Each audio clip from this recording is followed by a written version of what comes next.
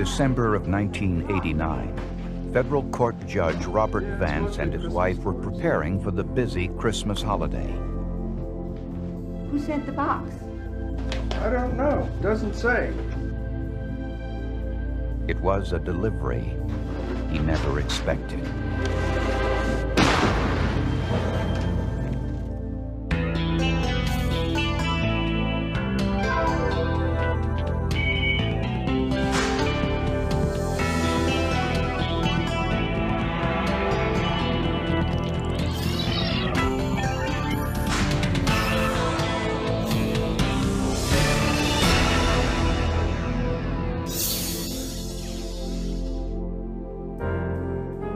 Robert and Helen Vance lived with their family in an affluent suburb of Birmingham, Alabama. For more than a decade, Robert Vance had been a federal court judge for the 11th District, presiding over cases from Alabama, Georgia, and Florida. He was very bright. Not only the book smart, kind of bright, but he had just amazing common sense, street smarts. Judge Vance undoubtedly had his share of enemies, but had never received any threats, which explains why he wasn't suspicious of the package mailed to him a few days before Christmas.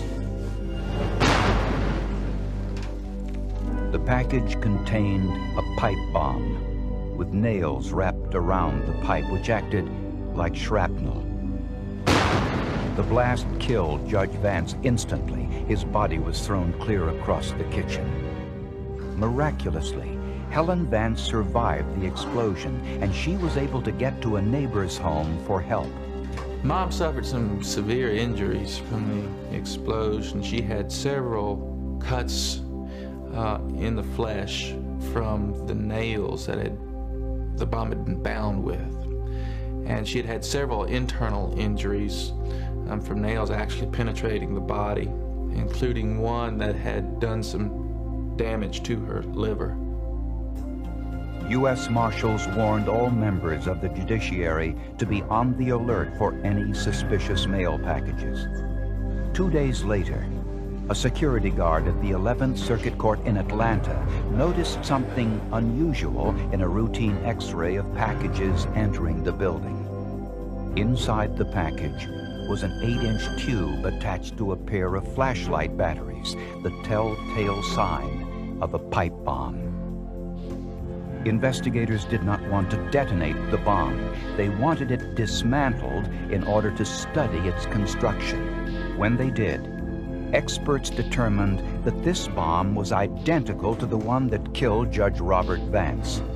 The bombs told us that we were dealing with a very angry guy because of the nature of their construction, and the nature of that construction also told us that we were dealing with a very purposeful individual, someone who had not just idly gotten mad and done this, but someone who really did a good deal of work in putting this together.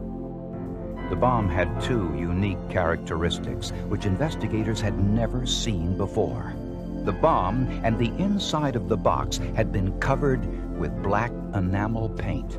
It had square end caps, which were bolted and welded onto the ends, which delayed the explosion and increased its force.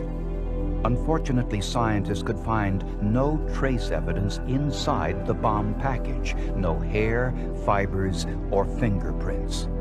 The bomb was similar to a tear gas bomb which exploded 4 months earlier in the Atlanta office of the National Association for the Advancement of Colored People, or NAACP. Along with that bomb was a letter, a declaration of war against the 11th Circuit Court. The attacks shall continue until widespread terror forces the court to adopt the impartial and equitable treatment of all as its highest priority. No one knew why a threat against the 11th Circuit Court had been sent to the NAACP, which was involved in civil rights issues. Investigators suspected that the tear gas bomb was mailed as a test to see if it could be sent through the mail without exploding. When that test was successful, the bomber started on his path of murder. 2 days after the bomb explosion which killed Judge Robert Vance, Robert Robinson, a civil rights attorney, went to work as usual at his office in Savannah, Georgia. Waiting for him on his desk was a package that had been sent to him through the mail. When he opened it, it exploded. His friend, Dr. Brown, was across the street and rushed to his aid. I'm just holding him at this point, looking around the room, surveying, of course, the damage and then seeing the wounds that he had suffered. And throughout that process, you see, having my arm under his armpit, could feel actually his pulse as it waned. 3 hours later, Robert Robinson died. The bomb was set to detonate when the string wrapped around the outside of the package was pulled. The string was attached to a battery-powered charge, triggering the explosion.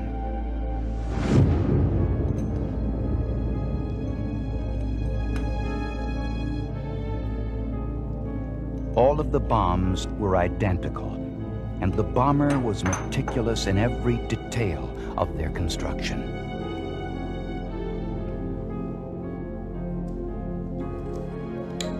Once the bombs were completed, the bomber sprayed black paint over the inside of the box, which covered up possible evidence such as fingerprints or fibers.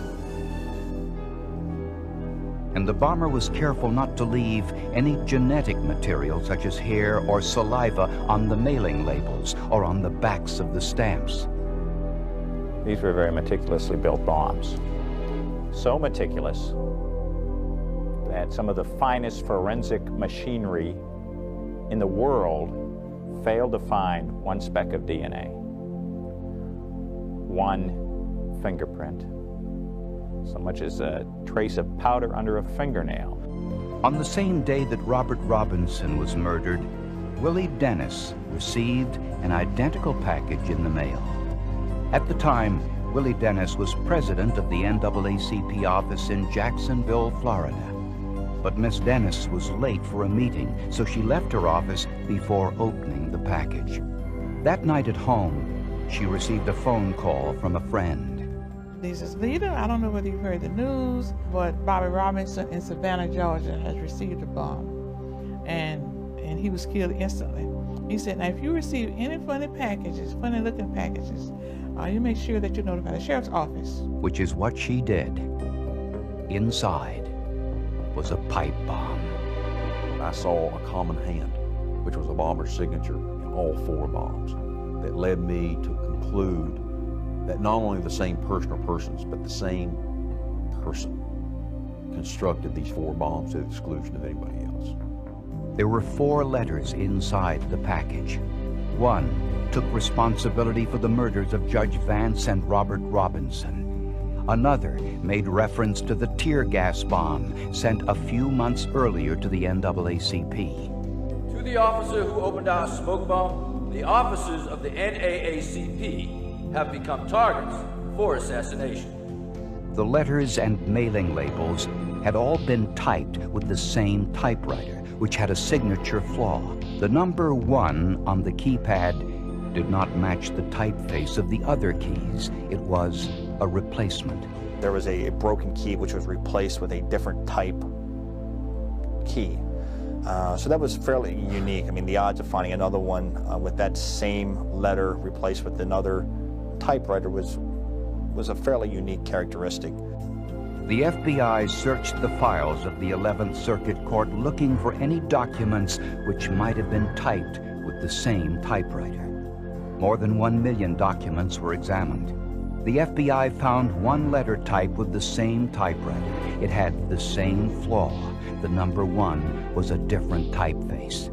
The letter dealt with an obscure life insurance case from 1987. And the sender was alive and well in the small town of Enterprise, Alabama. The investigation into these bombings became the largest and most exhaustive in the history of federal law enforcement. Investigators used every method at their disposal to find the typewriter used to type the letters and mailing labels on the bomb packages. Their investigation revealed that the same typewriter had been used by a man in Enterprise, Alabama, Robert Wayne O'Farrell, to type a letter about an insurance dispute. My sense of the typewriter match that led them to Enterprise was that this was believed by agents to be almost tantamount to a fingerprint. I mean, a solid forensic link. O'Farrell was a junk dealer, and investigators searched every inch of his home, garage, and warehouse. They even excavated his septic system, but they couldn't find the typewriter. O'Farrell recalled typing the insurance letter, but couldn't remember what happened to the typewriter. His daughter had a vague recollection of selling it to a young woman about a year earlier, but could provide no description of the buyer, and she had no receipt of sale. With the typewriter now a dead end, investigators were left with the bombs as their main source of evidence. Pictures of the bombs were distributed to bomb experts throughout the country. No one had ever seen a bomb constructed quite like this before. Got a call from a very good friend of mine, Lloyd Irwin, who is a chemist analyst of ATFs up in Atlanta. And Lloyd called and asked, what did I have? And I said something to the effect, the damnedest pipe bomb I've ever seen. It's got a threaded rod that ran right through the middle of it. And I went on to say something to the effect that I'd never seen or heard of such a design feature in a pipe bomb before. And his response was, well, I have. I said, oh, tell me about it. Lloyd Irwin recalled a similar bomb many years earlier, one with a rod through the center and the same distinctive square end caps. It's the only one that we'd ever had like that. We have lots of pipe bombs and different kinds, even remote controls. But when you have one, it's the only one you've ever seen like it, I mean, and it sticks. Irwin searched through the thousands of cases in his file all the way back to 1972 and learned that the bomb he recalled had accidentally maimed a woman who came across it unexpectedly in her home. Authorities suspected that the bomb had been constructed by her husband, Walter Leroy Moody. Although he denied it, Moody was convicted of constructive possession of that bomb and sentenced to 6 years in the state penitentiary. Walter Leroy Moody was furious about that conviction, and after he was released from prison, spent the next 10 years trying to have his conviction overturned. Mark Winnie described Moody's legal battles in his book, Priority Mail. I think those who have come to know Moody in various spheres would say that Moody could be charming. He could be, in some respects, enormously bright. I think one psychologist called him a genius. But on the other hand, he could become blinded by obsession. That obsession may have included the case of Julie Love, a young white woman who was murdered and raped by a group of black defendants in one of the most highly publicized cases in Atlanta history, a case tried at the 11th Circuit Court. This was the case mentioned in one of the bomber's letters. Anytime a black man rapes a white woman in Alabama, Florida, or Georgia in the future, Americans for a competent federal judicial system shall assassinate one federal judge, one attorney, and one officer of the NAACP. It's not happen chance that he's mad with the 11th Court of Appeals, where he sent a bomb. And the 11th Court of Appeals is made up of the states of Alabama, Florida, and Georgia. So all three of those states got a bomb. But if Walter Leroy Moody was the bomber, authorities couldn't prove it. They had no forensic evidence linking him to any of the bombings. After interviewing more than 6,000 people, poring over 1 million documents, and examining the case files of every bombing in the United States, federal authorities were convinced that Walter Leroy Moody was the serial bomber. Federal agents searched the home Moody shared with his second wife, Susan. The search was so complete that even the floorboards were removed and the entire residence vacuumed for gunpowder and other trace evidence. But authorities could not find one single piece of evidence in their search. I'm not concerned about anybody finding any connections regarding those or any other bombings ever. Although investigators found nothing inside Moody's home, it was what they didn't find that was revealing. The first search of the house appeared as the house had been sterilized, meaning that normal things that would be found in a house that could be used to fabricate a bomb device, wire, nails, pliers, even pieces of pipe, things that you probably have around your house, they were totally lacking, absent in this house. But the pressure of a federal investigation was too great for Susan Moody.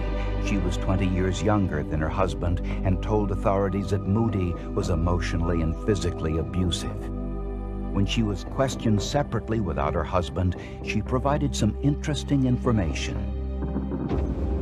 Just do it the same way as always. Susan Moody said that her husband often took her shopping at stores throughout the southeastern part of the United States. He told her to buy steel pipe, acrylic tubing, raincoats, rubber gloves, shower caps, and safety glasses. She was also told to buy black enamel paint.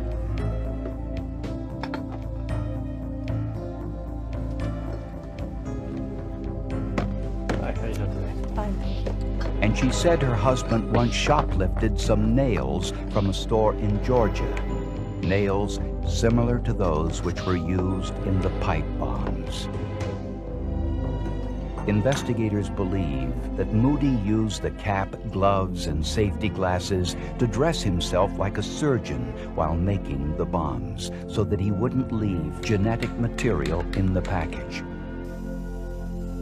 Moody sprayed the inside of the package with black enamel paint to mask any fingerprints, hairs, or fibers that may have been left inadvertently.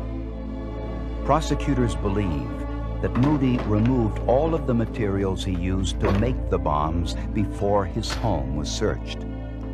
Susan Moody also confirmed that she had purchased a used typewriter for her husband, which had later been thrown away.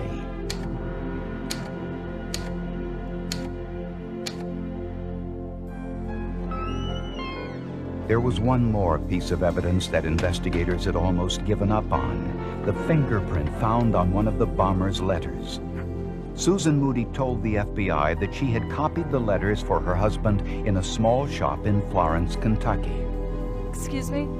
I think the copier is out of paper. When the copy machine ran out of paper, one of the employees put more in.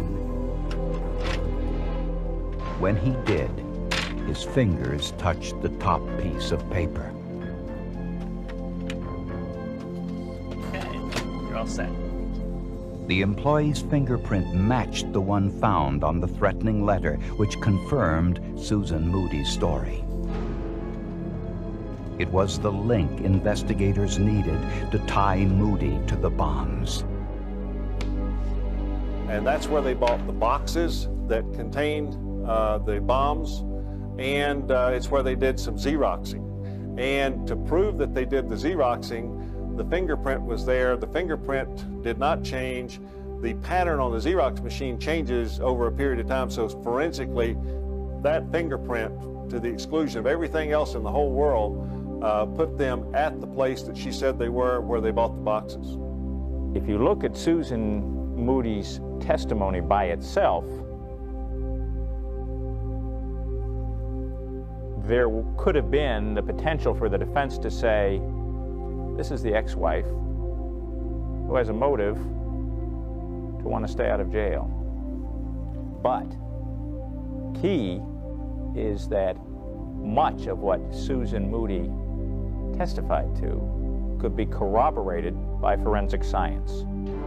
Susan Moody was granted immunity and testified for the prosecution. Walter Leroy Moody was found guilty of the murders of Judge Robert Vance and Robert Robinson and was sentenced to death by electrocution. I think if we had not identified Moody as a potential suspect very quickly, I think there would have been more bombs. I don't think he was through. I really don't think he was through. I don't think he would have ever been through as long as he was out there. The evidence suggests that the bomber's obsession with making his devices just that much deadlier, that much more vicious and destructive, is ultimately what became Roy Moody's undoing. Some people would call that irony. I think some people would call it justice.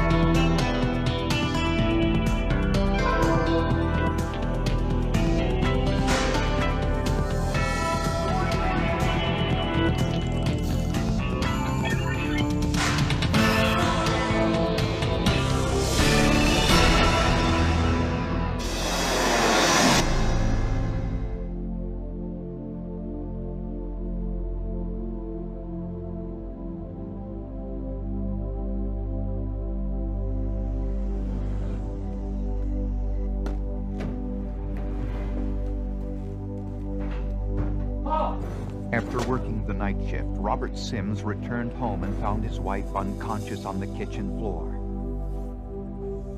To his relief, their 2-year-old son Randy was asleep, undisturbed, in an upstairs bedroom. But their 6-week-old daughter Heather was missing. When she regained consciousness, Paula Sims was the only witness to a crime that baffles investigators to this day.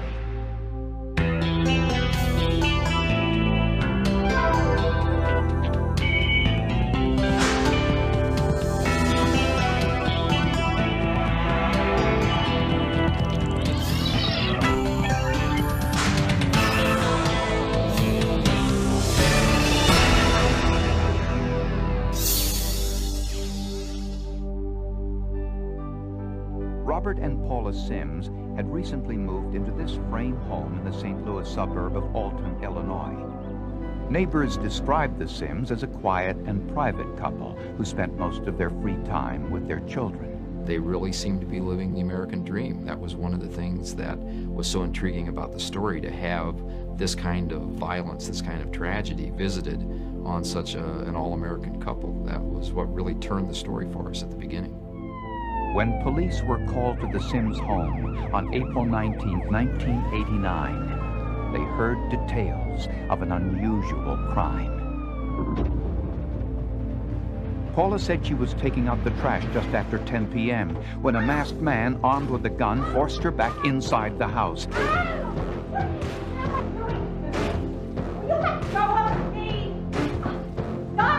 and knocked her unconscious with a blow to the back of her head. That was the last thing she remembered before her husband found her on the floor 45 minutes later. Their infant daughter, Heather, was missing, but the area around the bassinet was undisturbed. Police could find no foreign fingerprints or footprints, and no valuables were missing. We stayed there at the scene, it seemed like forever. I know we were there for a good half day. We looked everywhere, every conceivable place where that child might have been, we looked. Assuming the worst, police also searched the bottom of the Mississippi River near the Sims home. We had asked Mr. and Mrs. Sims if they had any enemies that for whatever reason might want to steal their baby in order to punish them in some way, and they were pretty adamant that they didn't have anybody that they would suspect of doing that. A neighbor reported seeing a suspicious character walking near the Sims home. Another informant saw an individual burying something that night behind a nearby factory. All of the leads were dead ends. Police had little to go on and no motive. Seldom does anybody take a baby just to be taking it. There's usually a ransom demand, which we had none. We found no evidence that there was any extramarital problem, any involvement of a boyfriend who might suspect he's the real father of the child and he wanted his child. We couldn't find anything that would explain why someone would target the Simses for a kidnapping. 4 days later, Charles Saunders was fishing on the Missouri side of the Mississippi River. Around noon, as Saunders was about to leave, he stopped to empty some trash into a barrel.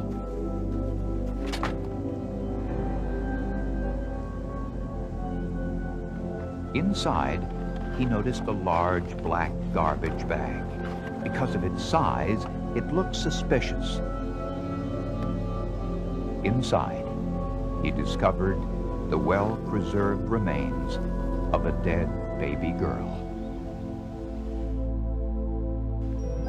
Homicide investigators converged on the parking lot where the body of a baby girl was found in a garbage can. Lying on her back, face up, her head tilted to one side.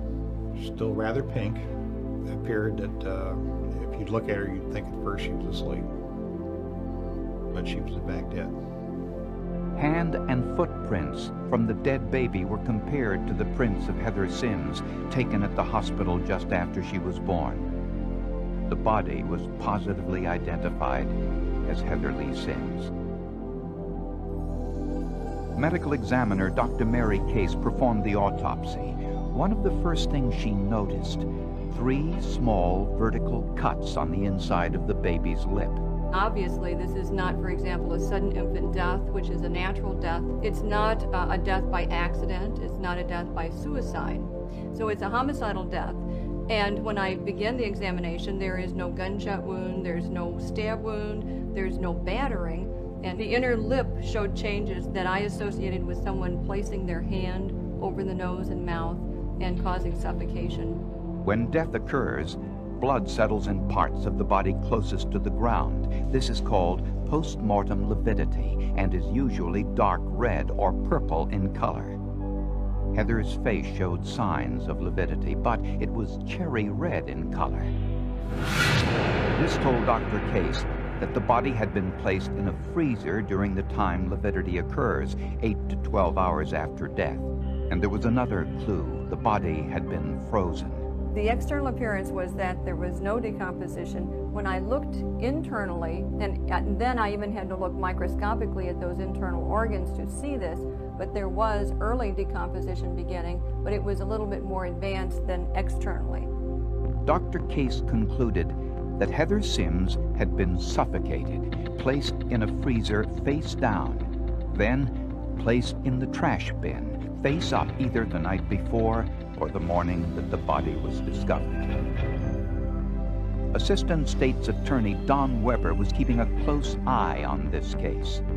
There was no evidence linking Paula or Robert Sims to the crime, but Weber decided to take a closer look at their story.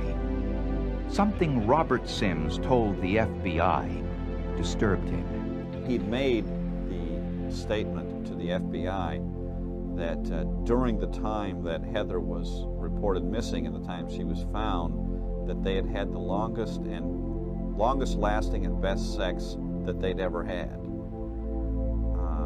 And that is such a startling statement to me. I couldn't, and I don't believe the other people involved in the case could really think that would be a normal response after your baby was kidnapped. And when authorities looked into the couple's past, they found an alarming coincidence.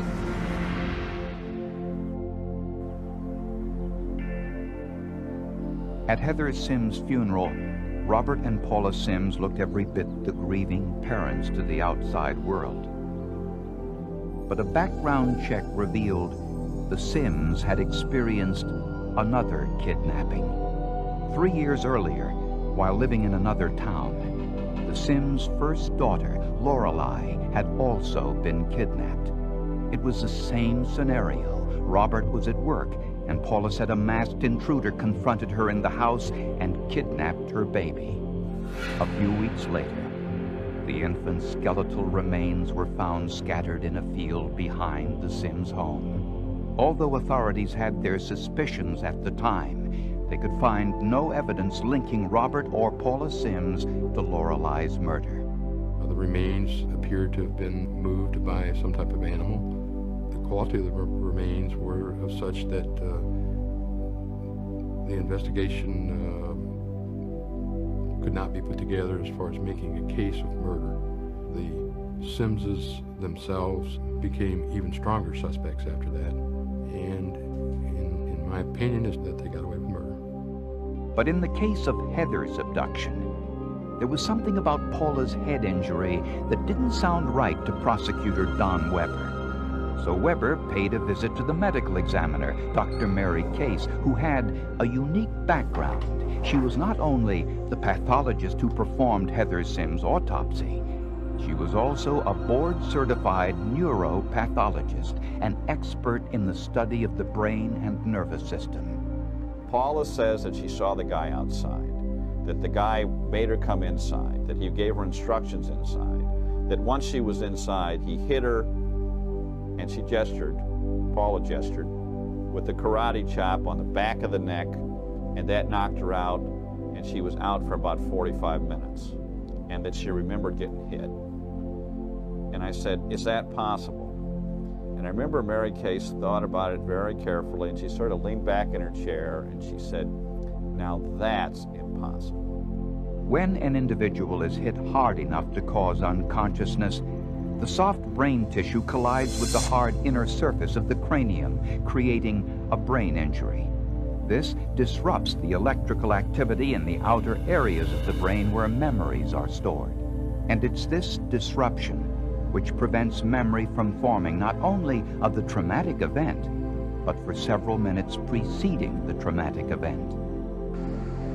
This explains why individuals knocked unconscious in an automobile accident, for example, remember very little about the accident or the events leading up to the accident. When police learned about this neurologic inconsistency, they looked for some connection between Paula Sims and the location where the body was discovered. Police found some three-dimensional shoe impressions in the dirt a few feet away from the trash bin. They appeared to be from an athletic shoe, but they did not match any of the shoes found in the Sims home. Next, police sent the black garbage bag which contained Heather's body to the FBI laboratory in Washington, D.C.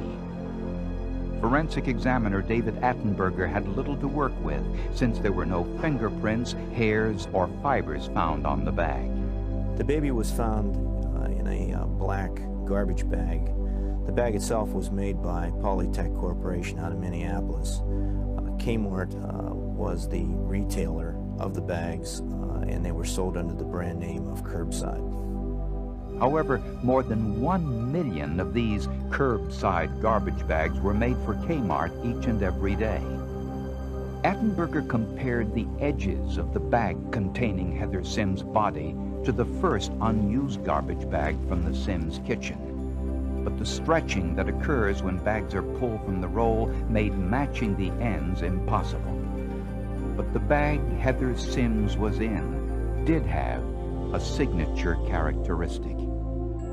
Trash bags are made from large sheets of melted plastic. A blade makes the perforations so that the bags can be ripped from the end of the roll. At the same time, a heat seal melts the bottom of the bag shut. The heat seal, as we found out from the manufacturer, as the plastic traveled beneath and through the heat seal, more debris collected on that heat seal. The more debris that collected on there, the more unique identifying characteristics that we found. We found incomplete melting of the heat seal.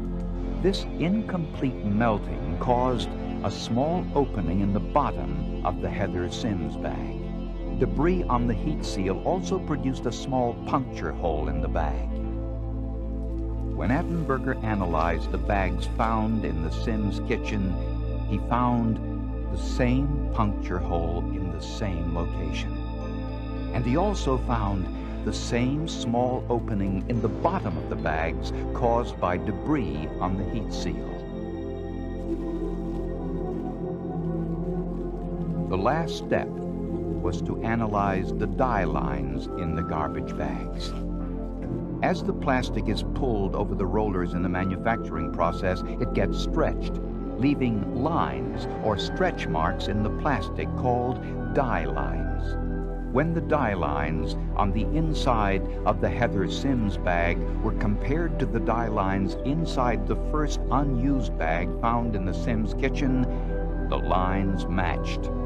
The tiny puncture hole, the defect in the bottom heat seal, and the dye line comparison led the FBI to conclude that the first unused garbage bag in the Sims kitchen was made within 10 seconds of the bag Heather Sims' body was found in. Police now had their first piece of physical evidence linking an item in the Sims home to where Heather's body was found. They were no longer searching for a mysterious kidnapper, but a cold-blooded murderer.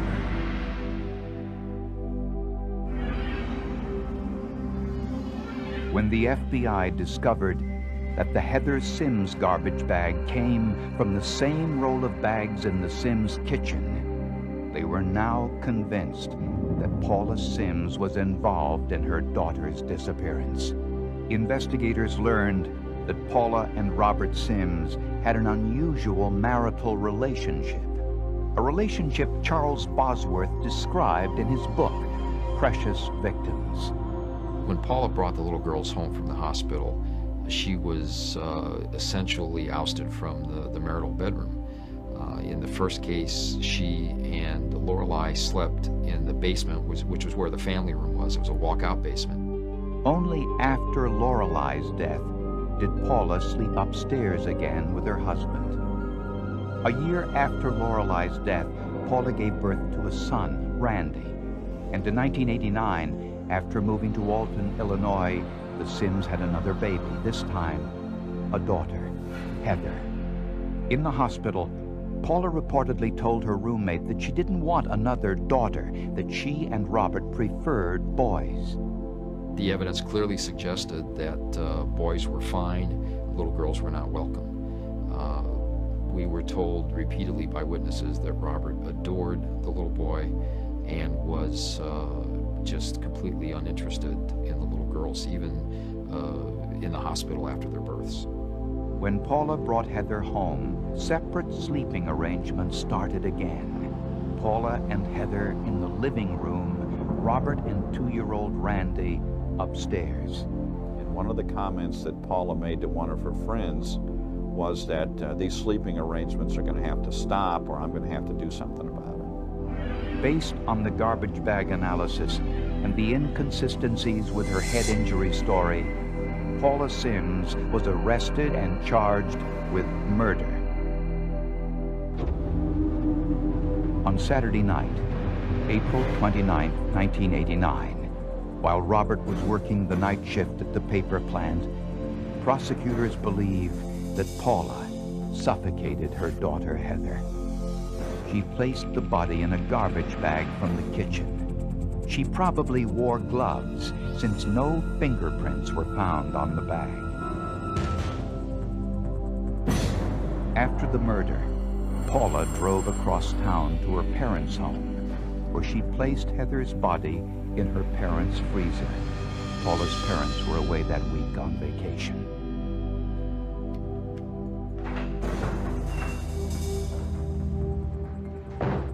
Paula returned home in enough time to feign unconsciousness before her husband returned from work.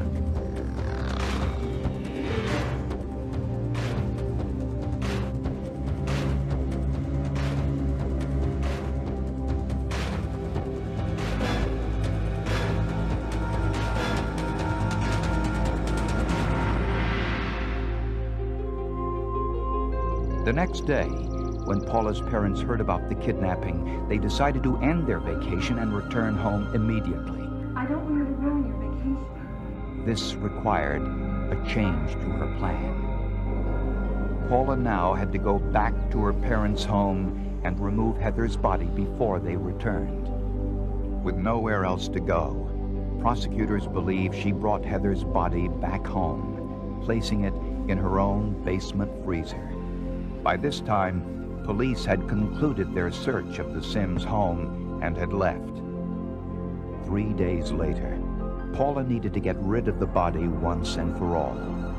She made the 2-mile drive over the Mississippi River, across the Lewis and Clark Bridge, into a parking area,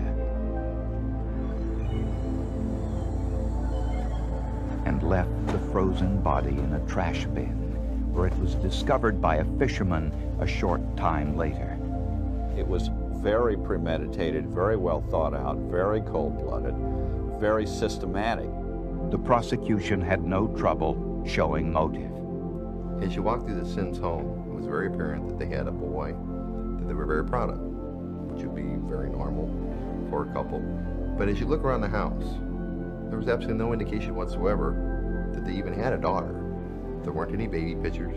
There weren't any pictures at all on the tables or around the walls or whatever to indicate that they had a baby at all. Paula Sims was found guilty of murder and sentenced to life in prison. I think it's a tragic event anytime in society when a parent comes to the point that they are so frustrated for whatever reason that they decide to take the life of one of their children.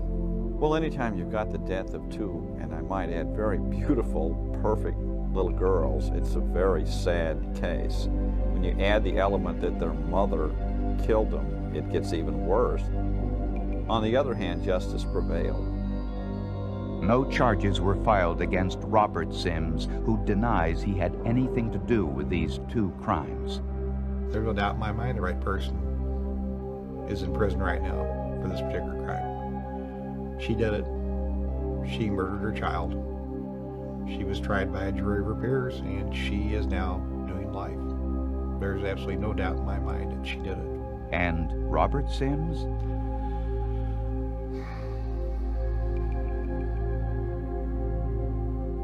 Not enough evidence right now. But I haven't forgotten Robert. And I still have the case file.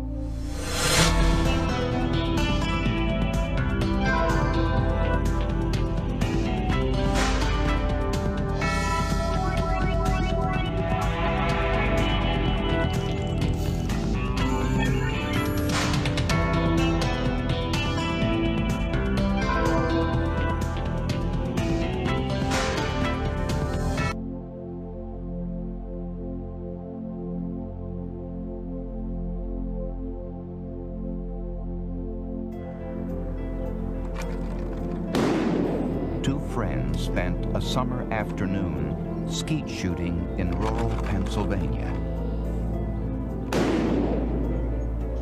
Only one returned home. The other died of what was determined to be an accident. What happened that day sent shockwaves through a small town and launched a mystery that would take 20 years to solve.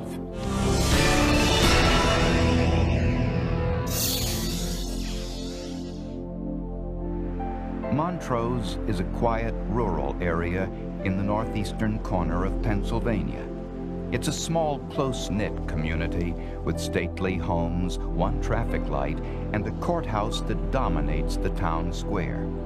In 1976, Montrose was home to 30-year-old Martin Dillon, his wife Pat, and their 2 young children. Marty Dillon was a very popular man in town, and his father was the local mayor. I mean, everybody knew him and really liked him. On June 2nd, 1976, Martin Dillon left work early to go skeet shooting at his family's hunting camp, a secluded place called Gunsmoke. His good friend, Dr. Stephen Schur, went along. Stephen Schur was one of the town's doctors and a close personal friend of the Dillons. Martin asked some other friends to go with him that day, but they all had other plans. And I said, Marty, I can't go out. I said, I got just so much going on, I just can't get away. And he, I just didn't go. A few hours later, Martin Dillon lay dead. Martin Dillon was laying on his back with his arms outstretched. There was clay pigeons under the one arm. The wound itself was dead center into the chest, right into the heart. There was no mistaking that it went straight into the heart. Dillon's ear protectors and sunglasses were lying on the ground near his body. The shoelace of his right boot was untied. Dr. Schur told police that he and Dillon were headed towards the cabin when Dillon spotted a porcupine, grabbed Schur's loaded shotgun, and ran to shoot it. Schur said Dillon apparently tripped over his shoelace and fell on his gun, which went off accidentally, blasting a hole into his chest. Schur attempted to perform CPR, then went next door to get a neighbor. Oh, porcupine, he grabbed my gun, he ran into the... He smashed the shotgun against a tree in a fit of rage, saying the gun would never kill anyone again. State Policeman Frank Zanin took the photographs of the scene. And I said, wait a minute, he was running from where? I said, down the path. He ran up the path here after a porcupine. And I said, well, this doesn't make sense because his bootlaces are untied. He said, yeah, that's where he tripped over. I said, no, take another look. I said, the boot itself is tight to the leg.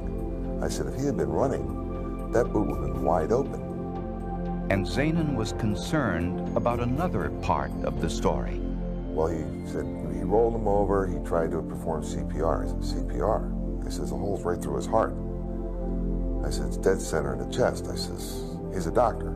He didn't know CPR. He's dead.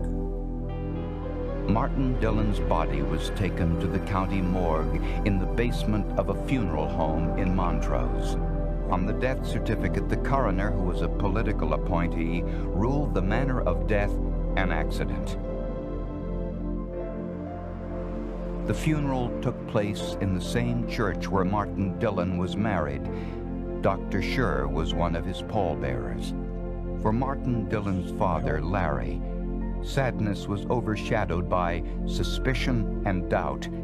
He did not believe his only son's death was an accident.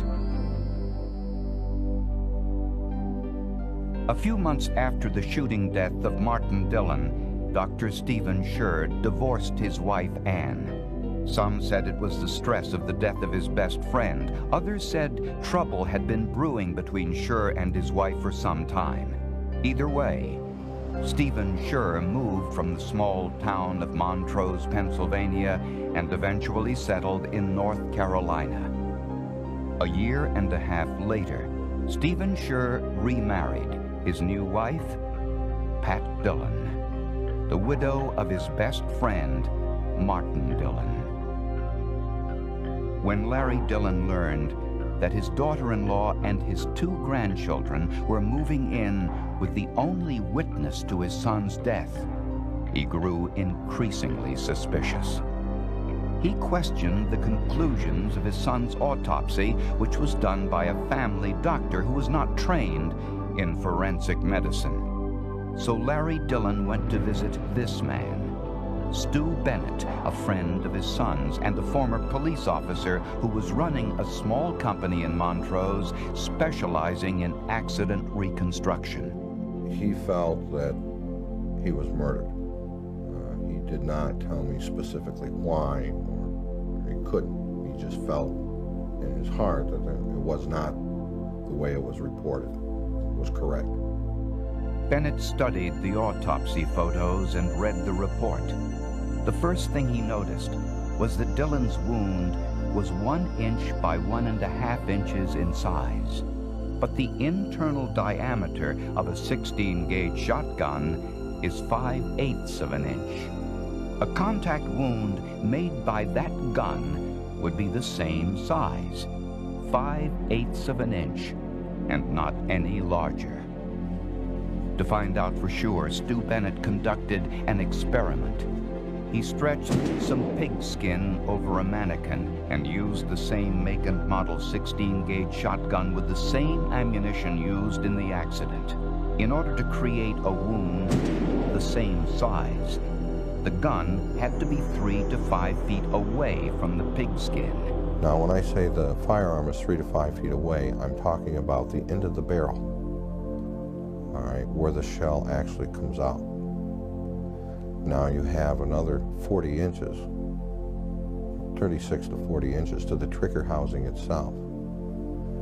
So now you're up to 6 feet away, between 5 and 6 feet away from the trigger housing to discharge the firearm, which means that he'd have to employ a stick or some other type of string or to have the gun discharge. And there was no gunpowder residue on Dillon's shirt, which would have been present if it had been a contact wound. And there was no blood from the wound found on the shotgun barrel. Stu Bennett suspected homicide and shared his feelings with Larry Dillon. It didn't surprise him. In fact, the family broke down and cried. And the Dillons, like others in the small town of Montrose, began to hear rumors that Dr. Scher and Martin Dillon's wife, Pat, were having a sexual affair before Martin's death. Pat Dillon had been a nurse at Montrose General Hospital, the same hospital where Dr. Scher practiced. There were rumors going on by employees in the hospital of open caressing, that sort of thing going on. Maria Etimiades described this clandestine relationship in her book, Secrets from the Grave. They just didn't seem to care. They didn't care if anyone knew, if anyone saw them. When they were caught, they just sort of went back to their work, and, you know, it would just happen again. Seasons passed, then years. And in time, law enforcement agencies moved on to other cases. But questions remained. What really happened at Gunsmoke that day in June of 1976? For almost 20 years, those questions remained unanswered. Martin Dillon's parents never gave up their fight to have their son's death reinvestigated. They were convinced that the autopsy was incomplete and the manner of death incorrect. The state policeman who photographed the accident scene agreed with the Dillons and was never convinced it was an accident. It's very frustrating when people don't want to listen and you know something's wrong. You see, back then, the state police, I mean, I love the state police. I was with them for 28 years. But they had, back then especially, a philosophy, whereas if you have less time on the job than another man, you don't know anything. All right? Senior man always ruled. In 1991, 14 years after the accident, Frank Zanin and others helped convince the state police to send the evidence to the FBI lab in Washington, D.C. And they also sent the evidence to this man, Herbert McDonald, an expert in blood spatter. The first thing he analyzed were the boots Dr. Scher was wearing on the day of the accident. Dr. Scher said he was 150 feet away from where Dillon tripped, fell, and accidentally shot himself in the chest. But on Dr. Scher's boots, McDonald discovered a very fine mist of blood, which he identified as high-velocity impact spatter. High-velocity impact spatter results when something such as a bullet or shotgun pellet strike a source of blood, like a body. As a result, the energy breaks up blood into very small spots.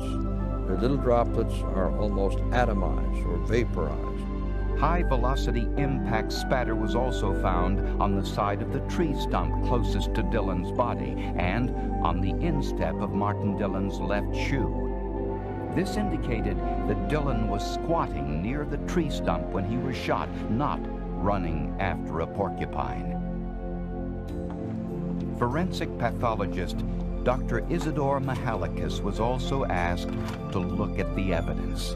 He noticed another inconsistency in the photograph of Dylan's body. The legs of his trousers were pulled up, exposing his socks, indicating that somehow he had been either in a seated or in a squatting position. Otherwise, why would the cuffs ride up?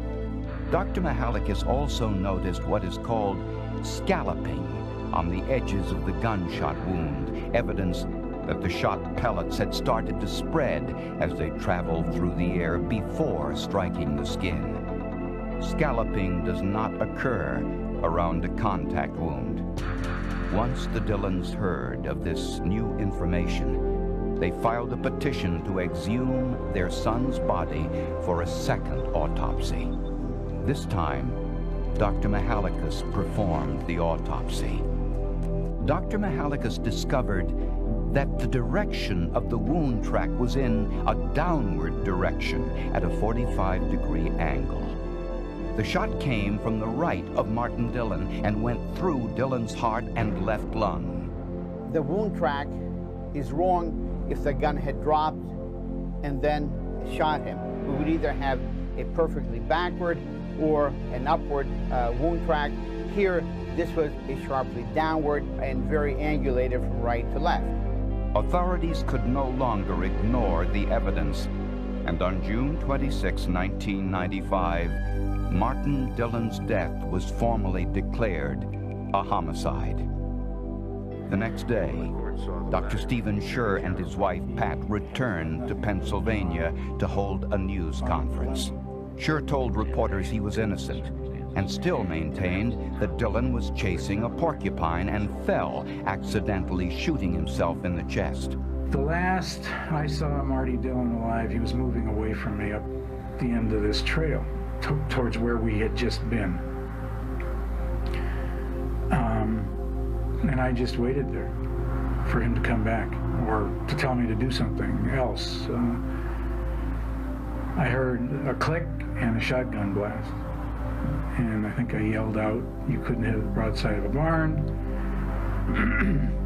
teasingly, and then nothing.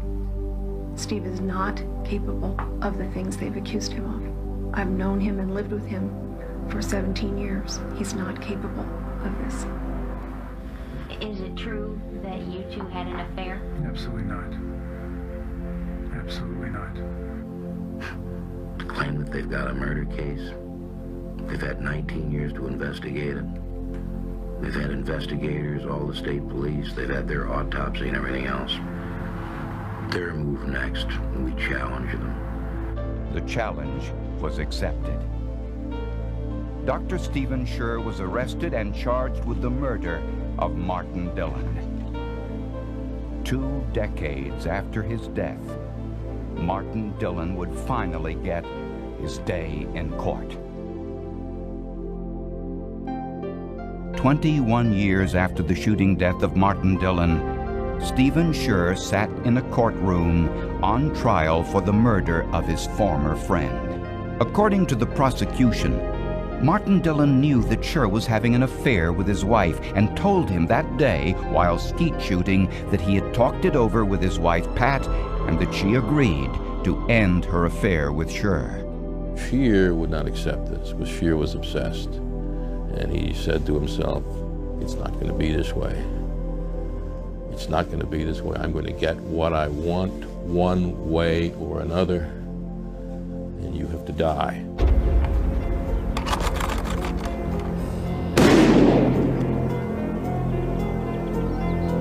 Nice shot, man. Nice shot. Yeah, I've still got it. While Martin Dillon was reloading the machine with clay pigeons, Stephen Scher placed special ammunition into his gun, moved to within 5 feet, and fired a single shot into the center of his chest. The shot entered Dillon's chest at a 45-degree downward angle directly into his heart. The blast caused high-velocity impact spatter to land on Scher's boots and onto the side of the tree stump nearest to Dylan's body. Scher then removed Dylan's ear protectors and sunglasses and untied his shoelace, making it appear that Dylan tripped and fell. Scher then invented the story about Dylan running after a porcupine with his gun. Right here. When Scher returned to the scene with the neighbor, he picked up the gun and smashed it against a tree in a public display of grief. In court, when Dr. Scher learned of the forensic evidence against him, he changed his 21-year-old story. He finally admitted that he had been having an affair with Dylan's wife, Pat, at the time of the accident. He also admitted fabricating the porcupine story, but he still claimed Martin Dillon's death had been an accident. Scher said he and Martin argued over the affair. There was a scuffle, and the gun went off accidentally. Scher said he didn't think anyone would believe him, so he staged the accident scene and made up the story about the porcupine. But prosecutors didn't believe this new version either. And the only reason he put himself in proximity to the deceased at the time was because of the overwhelming evidence we had of the blood spatter on his boots. The angle and direction of the wound track, the hiked-up trousers with the socks showing, and the size and location of the blood spatter all pointed to only one conclusion: that Martin Dillon, while kneeling near the tree stump from approximately 5 feet away, was murdered by Stephen Scher. The motive? Stephen Scher wanted Pat Dillon all to himself. He had essentially been dumped. Pat Dillon said, no, I'm staying with my husband, I'm not leaving him, I'm not divorcing him. Martin Dillon's children, whom Dr. Scher had raised since they were small, stood solidly behind their stepfather during the trial, even contributing a part of their father's life insurance proceeds for his defense. But the forensic evidence was too great. The jury convicted Dr. Stephen Scher of first-degree murder, and he was sentenced to life in prison without parole. It's a case in which originally somebody took somebody's word and believed it and did not look any further, and there was no in-depth investigation done at that particular time.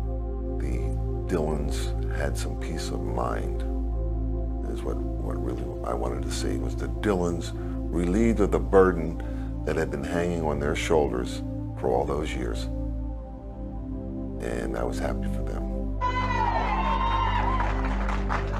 The verdict was a long-fought victory for the parents of Martin Dillon. Larry, what kind of thoughts went through your mind when that first-degree verdict came back? Were you thinking of Marty? Yes. What kind of thoughts are going through your mind? Well, I really did it for him. Did you ever think this day would come? I've been praying for it. After Dr. Scher spent 20 months in prison, the Pennsylvania Superior Court overturned his conviction. A judge said the state's 20-year pre-arrest delay caused substantial prejudice to his right to a fair trial. In 2002, that decision was overturned. Dr. Scher was retried in March of 2008. A jury deliberated just 2 hours before finding him guilty yet again. He will spend the rest of his life behind bars.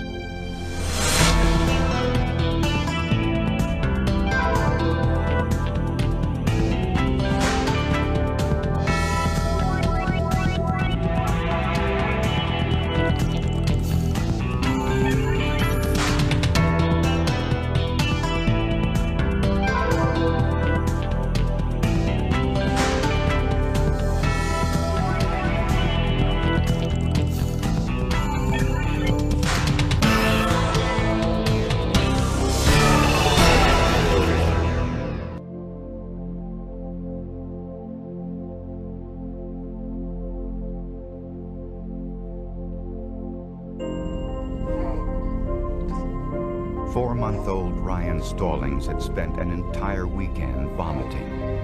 When he also developed breathing problems, his mother decided to take him to St. Louis Children's Hospital.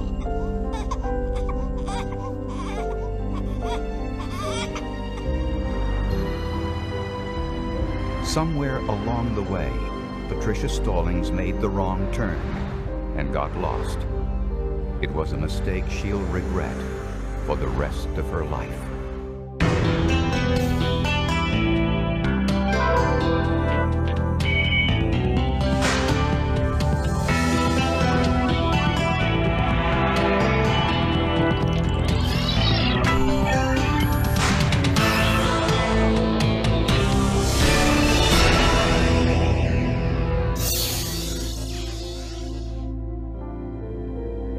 Patricia and David Stallings had been married for about a year and had recently moved into a home overlooking Lake Wawanoka, just outside of St. Louis, Missouri.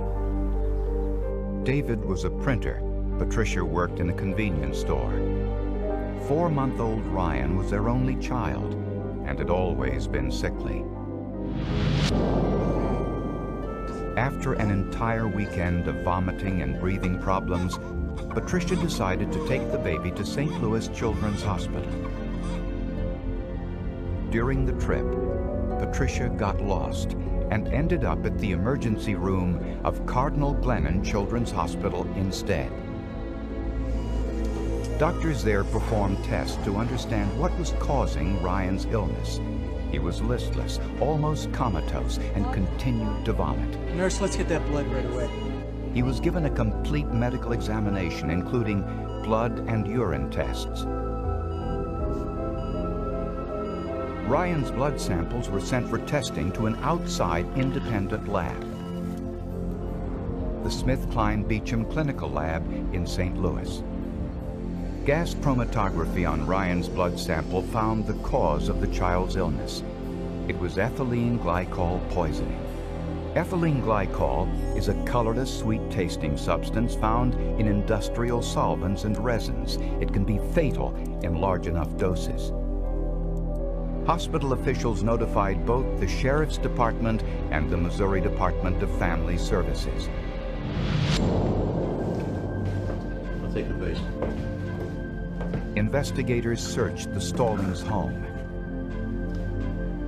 In the basement, they found 2 containers of antifreeze under a pool table.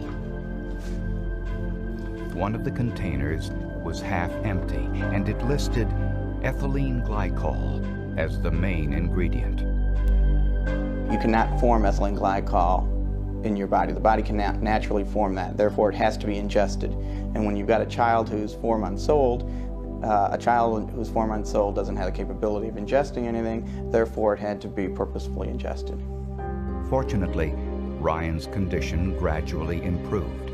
When he was released from the hospital, he was not returned to his parents. Instead, the Department of Family Services placed Ryan in foster care until they completed their investigation. And that investigation revealed some troubling information. They discovered that Patricia Stallings was the mother of another child, a 5-year-old son who was in her sister's custody because of allegations of child abuse. He was born out of wedlock when she was young. Subsequent to his birth, he was taken away from her by the state when they discovered that he was in the first stages of frostbite and malnutrition. Now, Patricia's explanation to me at the time was that, the reason that he was in that state was because she was in a similar state because she didn't have money any place to live. While Ryan was in foster care, Patricia was only permitted to visit him once a week under the supervision of the Department of Family Services, or DFS. A few days after her 6th parental visit, Ryan got sick once again and was taken to Cardinal Glennon Children's Hospital. This time, the lab found even higher levels of ethylene glycol in Ryan's blood, 911 milligrams per milliliter of blood serum. Ryan's blood was also sent to the toxicology lab at the University of St. Louis. They performed another test called mass spectrometry. that found the same thing, ethylene glycol in Ryan's blood. Although the baby bottle Patricia used to feed Ryan during her supervised visit had been washed and refilled, tests on that bottle found trace amounts of ethylene glycol. And prosecutors learned that the individual assigned to stand guard during Patricia's visit with Ryan inexplicably left the room for a short time against instructions. Prosecutors suspected that Patricia had poisoned Ryan again after the supervisor left the room. We went over in detail, talking to every person that was there in the room, every movement that was in the room, what things were brought into the room. The bottle seized from the visit, again, tested positive for ethylene glycol. Patricia Stallings was arrested and charged with assault. Is that the ethanol drip? Yes, it is. Let's get that in right away. When Ryan was diagnosed with ethylene glycol poisoning, his treatment included both fasting and ethanol given intravenously to counteract the effects of the ethylene glycol. 1 week later, Ryan Stallings died. The charge against Patricia Stallings was now murder. When 4-month-old Ryan Stallings died, a social worker from Cardinal Glennon Children's Hospital called Patricia Stallings in prison to inform her of her son's death. I don't care about that. Put David on the phone. I want to get out of this hellhole. Patricia's response raised suspicions. When you put those kinds of statements and the reactions and all the things and the circumstantial evidence together with the science, it only pointed to one person. Laboratory tests revealed large amounts of ethylene glycol in Ryan's blood. Ethylene glycol is the main ingredient in antifreeze. Scientists also found trace amounts of ethylene glycol in the baby bottle Patricia Stallings used to feed Ryan during her last visit. 3 months later, while still in prison awaiting trial, Patricia Stallings learned some surprising news. She was pregnant. During her pregnancy, Patricia became friends with prison guard Patty Matthews. She was very depressed most of the time.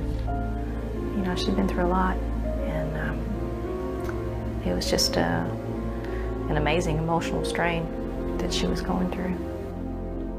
5 months after Ryan's death, Patricia Stallings gave birth to David Stallings Jr. in a hospital near the prison. Patricia and David nicknamed him DJ. When DJ was just a few weeks old, he had an episode of vomiting, seizures, and breathing problems while in foster care. DJ was rushed to St. Louis Children's Hospital. Ironically, it was the hospital Patricia planned to take Ryan to before she got lost. Doctors diagnosed DJ with a very rare metabolic disorder called methylmalonic acidemia, or MMA, which inhibits the body's ability to process food, especially proteins. It also produces toxins in the blood. To prosecutors, it was a startling development. They wondered if Ryan Stallings might have died of the same disease instead of ethylene glycol poisoning. We went back to square one, met again with all the doctors and said, look, something's not right here. As a matter of fact, released her from custody at that point on a recognizance bond, which is unheard of in a murder case. But the prosecution's medical experts did not believe that Ryan died of MMA. His blood had been tested at 2 independent laboratories. Both found ethylene glycol in Ryan's system, and the autopsy revealed calcium oxalate crystals in Ryan's brain, consistent with ethylene glycol poisoning. Tests on Ryan's baby bottle also found trace amounts of ethylene glycol. Everyone was saying there was ethylene glycol in the body. Tests from different laboratories showed that, and everyone agreed that if there's ethylene glycol in the body, it wasn't MMA that killed the child. So the murder case against Patricia Stallings went to trial. Prosecutors were seeking the death penalty. Despite the genetic illness diagnosed in DJ, Patricia Stallings' defense attorney could not produce one medical expert to testify that it was MMA and not antifreeze poisoning that caused Ryan's death. I put on my witnesses. All of them said ethylene glycol. All of them said it had to be ingested. All the evidence pointed toward Patty Stallings. If somebody fed the baby antifreeze, it must have been her. The jury also heard what Patricia Stallings said to the social worker when informed of Ryan's death. Patricia Stallings was found guilty of murder in the first degree and was sentenced to life in prison without possibility of parole. Her husband David collapsed in shock after hearing the verdict and was rushed to the hospital. She was just devastated. She was very upset. She was crying. We talked for a little while. There wasn't a whole lot of comfort I could offer at that point. Although the jury had reached its verdict beyond a reasonable doubt, two local scientists had doubts of their own. Although Patricia Stallings was found guilty of the poisoning death of her son Ryan with antifreeze, not everyone was convinced. Dr. William Sly and Dr. James Shoemaker wondered whether the lab tests done by their colleagues and by the SmithKline Beecham lab were accurate.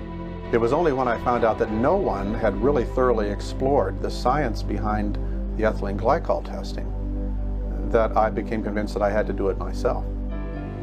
First, Dr. Shoemaker turned his attention to the gas chromatography used to test Ryan's blood. In gas chromatography, the sample is vaporized and sent down a tube with an inert gas. Each compound settles in the tube at a different rate, which is called the retention time. Those retention times are then charted on a graph. A reference library of retention times is then consulted in order to identify any compounds found in the blood. Medical experts who testified against Patricia Stallings said that the peak on the graph of Ryan's blood serum appeared at a retention time that matched that of ethylene glycol. Dr. Shoemaker retested Ryan's blood samples and analyzed the retention times. He didn't find ethylene glycol. He found something else. There was a compound that was very highly elevated in the serum, a compound called propionic acid, that comes off very close, but not identically, with ethylene glycol. And he and I speculated that that might be the basis of a misidentification that led to the incorrect diagnosis of ethylene glycol poisoning. Propionic acid is often produced in patients who have MMA, the rare genetic illness diagnosed in Ryan's brother, DJ. The only difference between propionic acid and ethylene glycol is a few carbon atoms. To find out if other labs were capable of misreading propionic acid as ethylene glycol, Dr. Shoemaker sent blood samples spiked with propionic acid to 7 different laboratories. Sure enough, 3 out of the 7 laboratories that we tested came back with positive results for ethylene glycol, when we knew the only thing in those samples was propionic acid. When Dr. Shoemaker examined the graphs shown to the jury during Patricia Stallings' trial, one showing the ethylene glycol found in Ryan's blood, and next to it, a graph of a known sample of ethylene glycol, he discovered a huge mistake. But the tragic thing is that no one bothered to actually superimpose the two like this. And when you look at it very closely and line up the injection point here and the internal standard here, the 2 peaks are actually quite different. And if you move them up here so you can see, they don't come out at the same time at all. The retention times are actually very different. Dr. Shoemaker suspected that Ryan Stallings died of MMA and had not been poisoned with ethylene glycol. But Dr. Shoemaker was a junior member of the faculty at the time and knew that his conclusions would be challenged by experts. When prosecutors learned about these new test results, they were stunned. Was it possible that Patricia Stallings had been convicted of a murder that never happened? The Stallings hired attorney Robert Ritter to handle their appeal. He immediately requested a new trial, arguing that Patricia Stallings' first lawyer had not mounted a proper scientific defense. After several hours of discussion, I came away convinced that Patty did not poison her child and that a horrible injustice had resulted here. When prosecutors heard the new test results from St. Louis University, even they agreed that this new medical information raised serious questions. Once we were aware that there were actually doctors out there prepared to say that obviously didn't testify at trial, may have made a difference at the trial. And we agreed to a new trial. And we didn't have to do that. But prosecutors had two independent laboratories that found ethylene glycol in Ryan's blood. Traces of ethylene glycol were found in the baby bottle, and the autopsy report found oxalate crystals in Ryan's brain, a finding consistent with ethylene glycol poisoning. To sort through the scientific inconsistencies, prosecutors sought an outside expert. At Yale University, they found Dr. Piero Rinaldo, one of the world's leading experts in metabolic diseases. He reviewed the scientific data that formed the basis for the case against Patricia Stallings. I received all the raw material, all the data from the labs where the tests were done. That was really the exceptional moment for me in this story, because I couldn't believe how low was the quality of the analytical work done in the commercial lab. Dr. Rinaldo called the lab reports garbage. He agreed with Dr. Shoemaker and Sly that the gas chromatography peak shown to the jury as that of ethylene glycol was not ethylene glycol at all, and did not match the graph depicting the known sample of ethylene glycol. The retention time of the peak in question was 33 seconds later, which in gas chromatography is an enormous difference. It's really huge.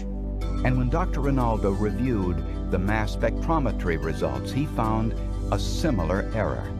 The spike in Ryan's blood identified as ethylene glycol did not match the known sample. That really blew me away, because especially in a case obviously with legal implications, it must be perfect match. This was not even close. It was, again, absolutely strikingly obvious evidence that there was no match. Dr. Rinaldo immediately presented his findings to prosecutor George McElroy.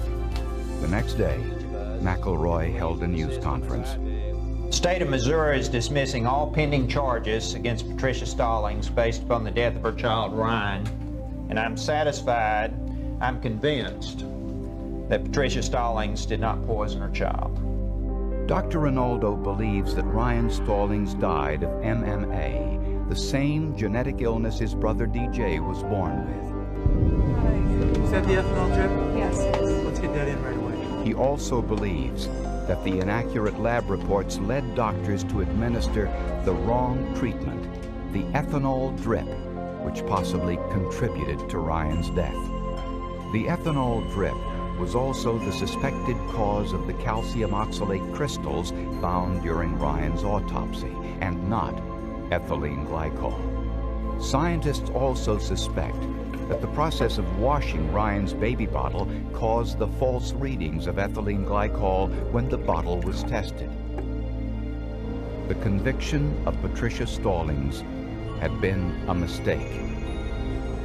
Oh, wow. If DJ hadn't been born, Patty Stallings would be in jail for the rest of her life without parole, and no one would ever have raised a second question. I think DJ's birth is what saved her, because the first child's diagnosis would never have been made. I can understand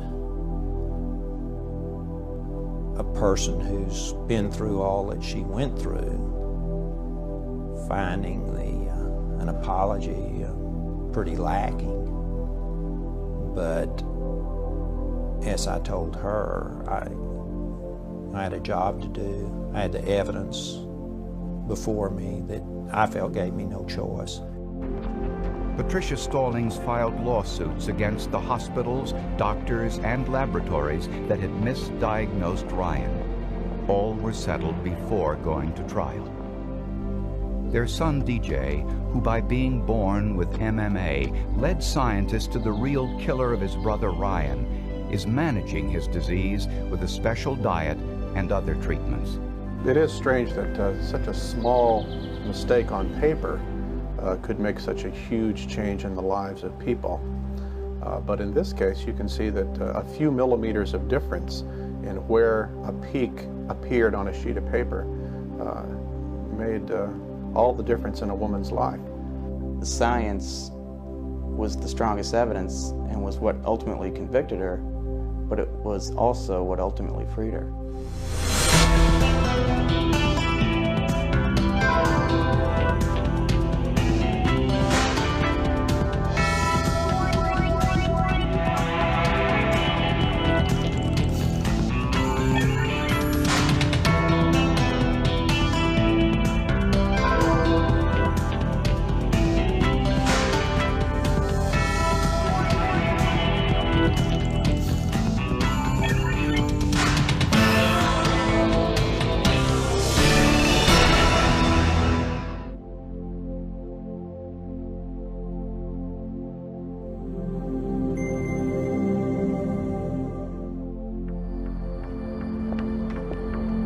Early Monday morning, on October 19, 1992, 23-year-old Laura Hoteling was seen leaving her Bethesda, Maryland home, walking to the train station on her way to work.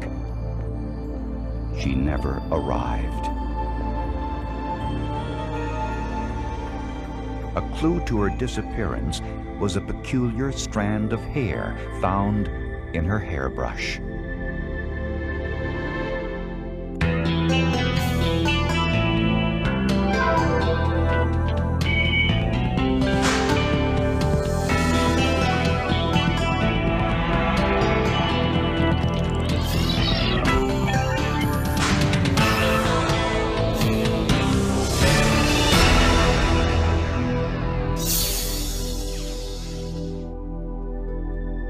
Laura Hoteling was an ambitious young woman with a bright future. She had recently graduated from Harvard University and had moved back home with her mother, Penny. Laura worked for a public relations firm in Washington, D.C., and was contemplating law school. Flag is up, and away they go. On the Saturday before she disappeared, Laura attended the Gold Cup steeplechase horse races in Virginia. When Laura didn't show up for work, a co-worker called the house, but there was no answer. Laura's mother was out of town on a business trip. Next, Laura's brother Warren was called. He lived nearby. When he arrived at the house, he found that the back door was unlocked, but there was nothing missing inside. As time went on, nobody had heard from Laura, and this was just totally out of character for her. We checked her bank account, credit cards, checking account. There was nothing there where she had withdrawn money that she would have needed to survive somewhere else. Flyers with Laura's photograph were distributed at the train station in the hope that someone might have seen her. Police also searched the walk-in between the train station and Laura's home, looking for possible clues, but found nothing. When detectives searched Laura's bedroom, they noticed that a fitted sheet and mattress pad were missing from her bed. Laura's mother said that Laura always made her bed before leaving for work. 4 days after Laura Hoteling disappeared, investigators made a grim discovery in the woods near Laura's home. At the base of a tree, they found a bloody pillow and pillowcase. Immediately, I recognized the pattern on the pillowcase was identical to what I had remembered it being on Laura Hoteling's bed a few days earlier. The blood on the pillowcase was type A, Laura's blood type. A police bloodhound named Sherlock was given some of Laura's clothing to establish her scent. When Sherlock was released from his cage, he went directly to the tree where police had found the bloody pillowcase. The bloodhound followed the scent through a church parking lot, through a residential area, and straight to the back door of Laura Hoteling's home. The dog had a very strong track and actually ran the distance, which indicated to us that he was very definitely on the scent of Laura Hoteling. Police suspected foul play, but they had no suspects. We spoke to everyone that we could that had seen Laura or knew Laura within the last year or two, and no one could give us any reason for anyone to want to do any harm to her, have any harm to come to her. But police wondered why the bloodhound tracked Laura's scent to her back door when she was seen leaving the front door of her home on the morning she disappeared. Police suspected foul play in the disappearance of 23-year-old Laura Hoteling when a bloody pillow from Laura's bedroom was found in the woods near her home. To find out whether the blood on the pillow belonged to Laura, blood samples were taken from Laura's mother, Penny, and her brother, Warren. Using a DNA test called Restriction Fragment Length Polymorphism, or RFLP, scientists concluded that the blood came from a biological offspring of Laura's mother, Penny, and was that of a biological sibling of Laura's brother, Warren. The blood on the pillow was that of Laura Hoteling. Next, scientists used another illuminating test on the mattress to look for blood that may have been cleaned up with water or detergents. Luminol is a chemical compound that reacts with the hemoglobin component in blood, causing it to glow in the dark. And it works with very minute traces. And once this begins to glow, you can get a pretty good idea of what the pattern of the blood flow was on a particular area. This demonstration shows a carpet with a visible blood stain, and next to it, an invisible blood stain that has been cleaned with water and detergent. The tiles with X's are targets used as reference points in the dark. When the luminol is sprayed, within seconds, the invisible blood stains glow. After luminol was sprayed on Laura's mattress, an invisible blood pattern emerged. The left side of the mattress was giving us no response at all. But when we started spraying the right side of the mattress, we were seeing areas of very intense luminescence. And this proceeded from the headboard all the way down to the foot of the mattress. Next, forensic scientists examined the hairbrush found on Laura's dresser. They examined over 30 hairs, presumably Laura's hairs. They were all microscopically similar, except one. So I was scanning through several of the hairs that I recovered from the brush, and all of a sudden one that I looked at, I realized was not a human hair. It, in fact, was a synthetic fiber. The fiber was identified as a strand of artificial hair from a wig.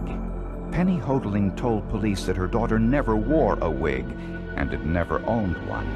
So now that put greater value on this particular piece of evidence. Why was a wig fiber in that hairbrush sitting on the dresser from her bedroom? Forensic examiner Susan Ballou also examined the bloody pillowcase found in the woods. She noticed blood stains that looked like the impression of a knife which had been wiped on the pillowcase. And another blood stain on the pillowcase was different than the rest. The ridges that I was seeing was different from the weave of the fabric of the pillowcase. They were enough that was consistent with what I was familiar with leaving an impression behind. It appeared to be some sort of print, but lifting a print from a fabric is difficult. For a closer look, scientists used a protein stain called amido black. Next, a wash solution was applied, followed by distilled water. When the print on the pillowcase was enhanced by the amido black stain, It was identified as a partial thumbprint. We then sat down with the family, would have been Laura's brother and her mother, and explained to her that we felt that Laura possibly may have been murdered in the bedroom based on the amount of blood and based on the circumstances. 10 days after 24-year-old Laura Holdling disappeared from her Bethesda home, her family tells reporters they believe they know what happened to her. She was first considered to be a missing person, but now the high-tech equipment that is now available to the police have shown that she died here. Police now had solid evidence that might lead them to the murderer.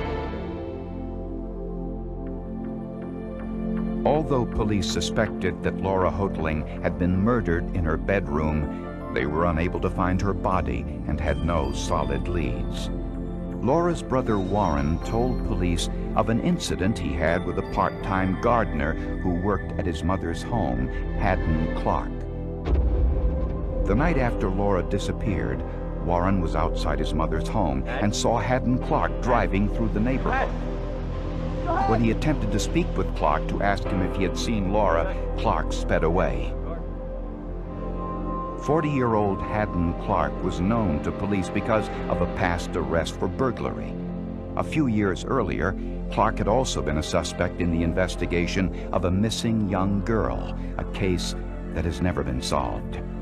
Clark was born with brain damage and had difficulty throughout his life. He trained as a chef, but had difficulty keeping jobs. He was currently working as a gardener and other odd jobs. He was at one time in the United States Navy, and he was discharged and diagnosed as a paranoid schizophrenic. Clark was basically homeless, often sleeping in the back of his truck, which he parked in a church parking lot not far from the woods where the bloody pillow had been found.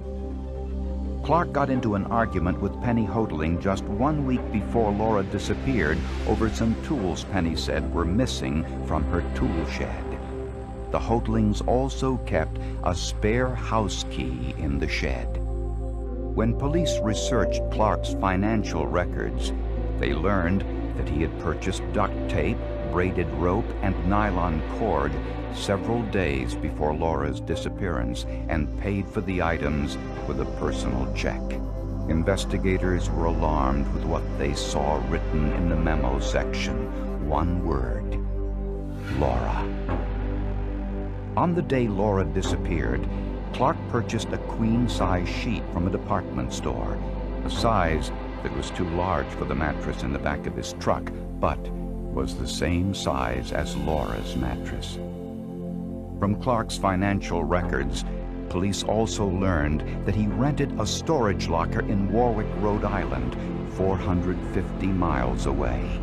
An employee at the storage unit told police that Clark visited his storage locker 2 days after Laura disappeared. Armed with a warrant, police searched Clark's storage unit and discovered a secret side of Haddon Clark's life.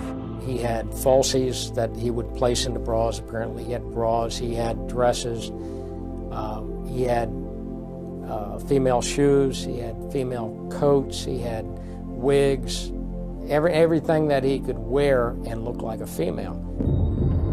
Was it possible that the individual seen leaving the Holdlings' home on the morning of Laura's disappearance wasn't Laura at all, but was in fact Haddon Clark, dressed as Laura? Penny Holdling told police something about Laura's attire that they hadn't heard before. Laura never, ever wears slacks. Laura's a tall girl, and she would wear skirts or a dress. She didn't want to accentuate her height by wearing slacks, so she never wore slacks. Didn't own a pair of slacks. Fibers from all of the wigs in Clark's storage locker were compared to the wig fiber found on Laura's hairbrush. It was very easy to remove some of these wigs as being the contributor just from color. Very blonde or other colors were not a possibility since we were dealing with a brown tone as far as the dye goes for this wig fiber. Then doing microscopic exam narrowed it down to one particular wig. that was identical in all respects to this particular fiber. Haddon Clark's wig and the fiber from Laura's hairbrush from her bedroom were sent to the Trace Evidence Unit at the FBI laboratory in Washington, D.C. In their analysis, they used what is called a microspectrophotometer, an instrument that can discern between the 7,000 commercial dyes used in the United States. It takes a beam of light and runs it through an object such as a fiber, and it measures the amount of light that's lost as it passes through that fiber. Light is lost at different wavelengths, wavelength relating to color. So a dark brown fiber will absorb more light than a light brown fiber, and it would absorb different colors of light than, say, a light blue fiber. So we simply measure those differences and then plot that on a chart. Dyes are proprietary and are trademarked by the manufacturer to protect against duplication. The dye from the wig fiber found in Laura's hairbrush was identical to the fibers from Haddon Clark's wig. It indicated to us that they exhibited the exact same color optically. Therefore, the question fiber is consistent with coming from that wig. They were dyed to the same color, the same industry standard, and probably from the same dye lot. Finally, police turned their attention to the bloody thumbprint found on the pillowcase in the woods. When they compared it to Haddon Clark's thumbprint, it was a match. Police now knew how Haddon Clark fooled the neighbor and left the crime scene without creating suspicion. But where had he taken Laura's body? Haddon Clark was arrested and charged with first-degree murder in the death of Laura Hoteling. Although her body had never been found, prosecutors hoped that they had enough evidence to convince a jury that Laura Hoteling was in fact dead and that Haddon Clark was the murderer. The first-degree murder trial was set to begin on June 14, 1993, but the trial never took place. The defendant in the Hoteling case just pled guilty. The plea was accepted. The plea was to second-degree murder. As part of the plea bargain, Clark revealed to prosecutors where he had buried the body. He led them to a shallow grave less than half a mile from Laura's home. It had been 8 months since Laura Hoteling's disappearance. There was a skeletal part of the body that was sticking out of the ground. The rest of the body was still intact under the ground.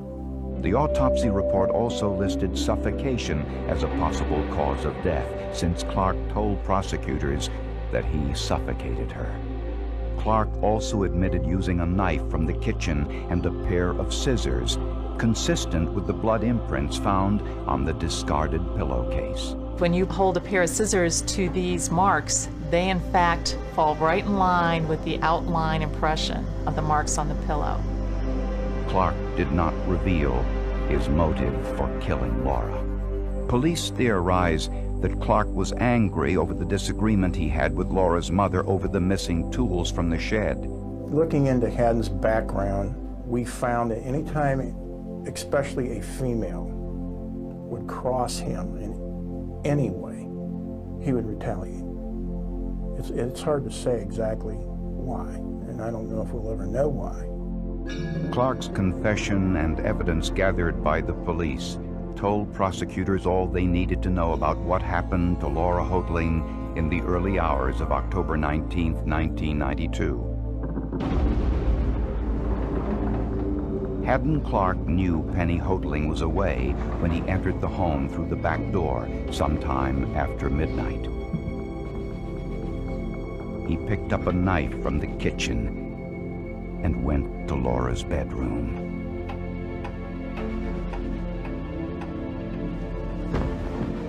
He suffocated her with a pillow, and then he stabbed her. Clark used the scissors to remove her earrings, which left the blood impression on the pillowcase, and in that blood, the partial thumbprint uncovered by the amido black stain.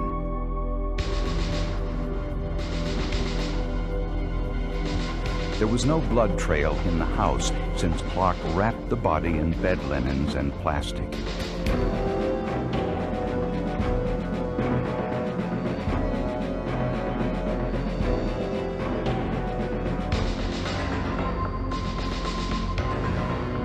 While transporting the body to the woods, he accidentally dropped the bloody pillowcase with his thumbprint, later found by police.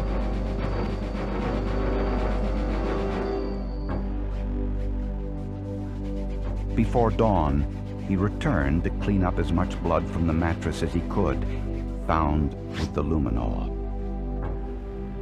At daybreak, Clark needed to exit the house without being seen, so he dressed up as Laura.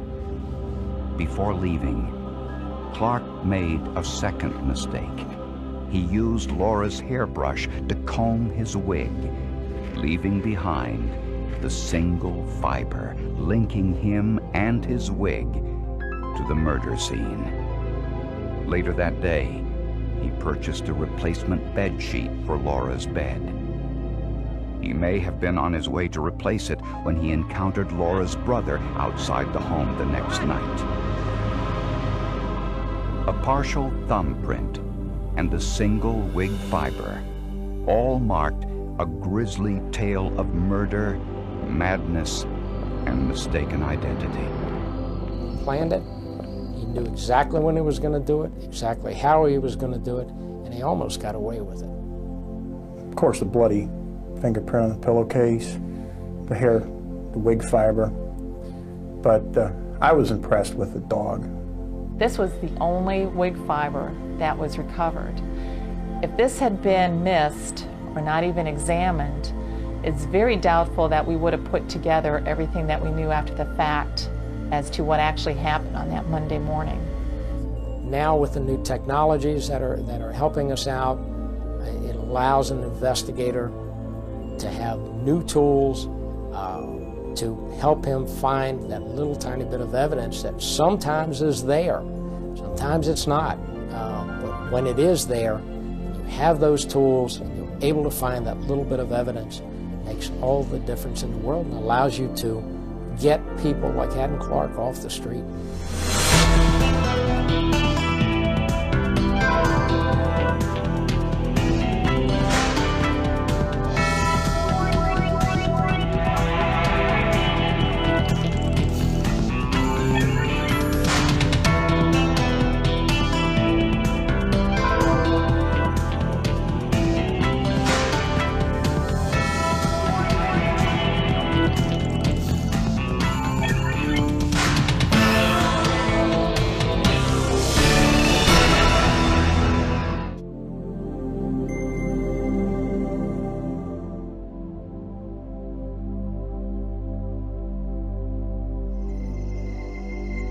In 1984, a young couple got lost searching for a campsite in Virginia's Blue Ridge Parkway.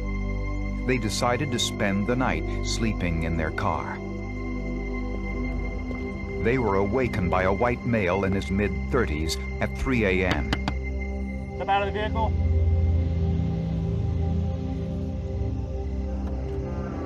What the couple saw that night, their eyewitness description of the assailant, was all that police had to go on.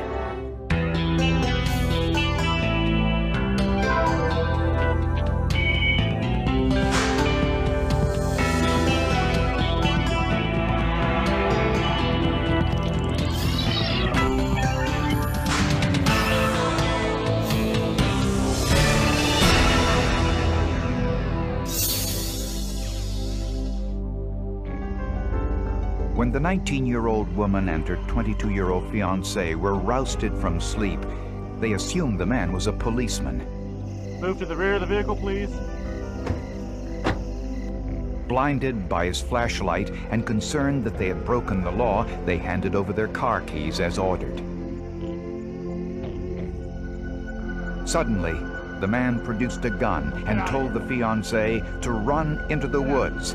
He threatened to kill him if he didn't obey. Move! The young woman, now terrified for her life, was forced at gunpoint into the man's vehicle. Open the door. Open it! Get in the back. Keep your head down. Don't look at me.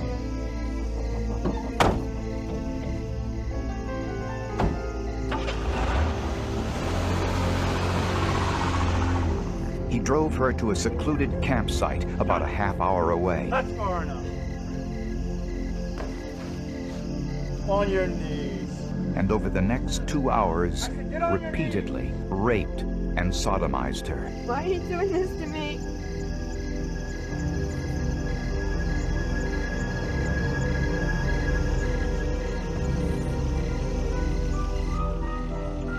Although the assailant had threatened to kill her, he left her on a deserted stretch of road and told her how to get back to her car. She was traumatized, but alive. Is there anything that you remember about this guy, his appearance, his demeanor? The victim said that the rapist wore camouflage pants, had a large cross around his neck, and during the assault, chain smoked, drank whiskey, and babbled incessantly about a Lieutenant Kolecki and their experiences together in Vietnam. Kolecki, that war hell for all of us. The victim and her fiancé helped a police sketch artist prepare this composite drawing of the assailant. Police all across Virginia searched for a man who fit the description. But the search turned up nothing, and police feared that the Blue Ridge rapist would never be identified. 4 months passed, and in nearby Roanoke, Virginia, there was another sexual assault. The victim said her attacker looked a lot like one of her neighbors, Edward Honaker. Honaker had an alibi for the rape in Roanoke and was quickly eliminated as a suspect. But investigators noticed a striking resemblance between Edward Honaker and the composite drawing of the Blue Ridge rapist. Honaker owned an automobile similar to the one driven by the Blue Ridge rapist. It had no back seat and had rust damage on the body, consistent with the description given by the victim. The car he was driving, one of those big Broncos, was identified by the victim as a car driven by the rapist. They had a mustache, so did the rapist. He was about the same size, height, weight as the rapist.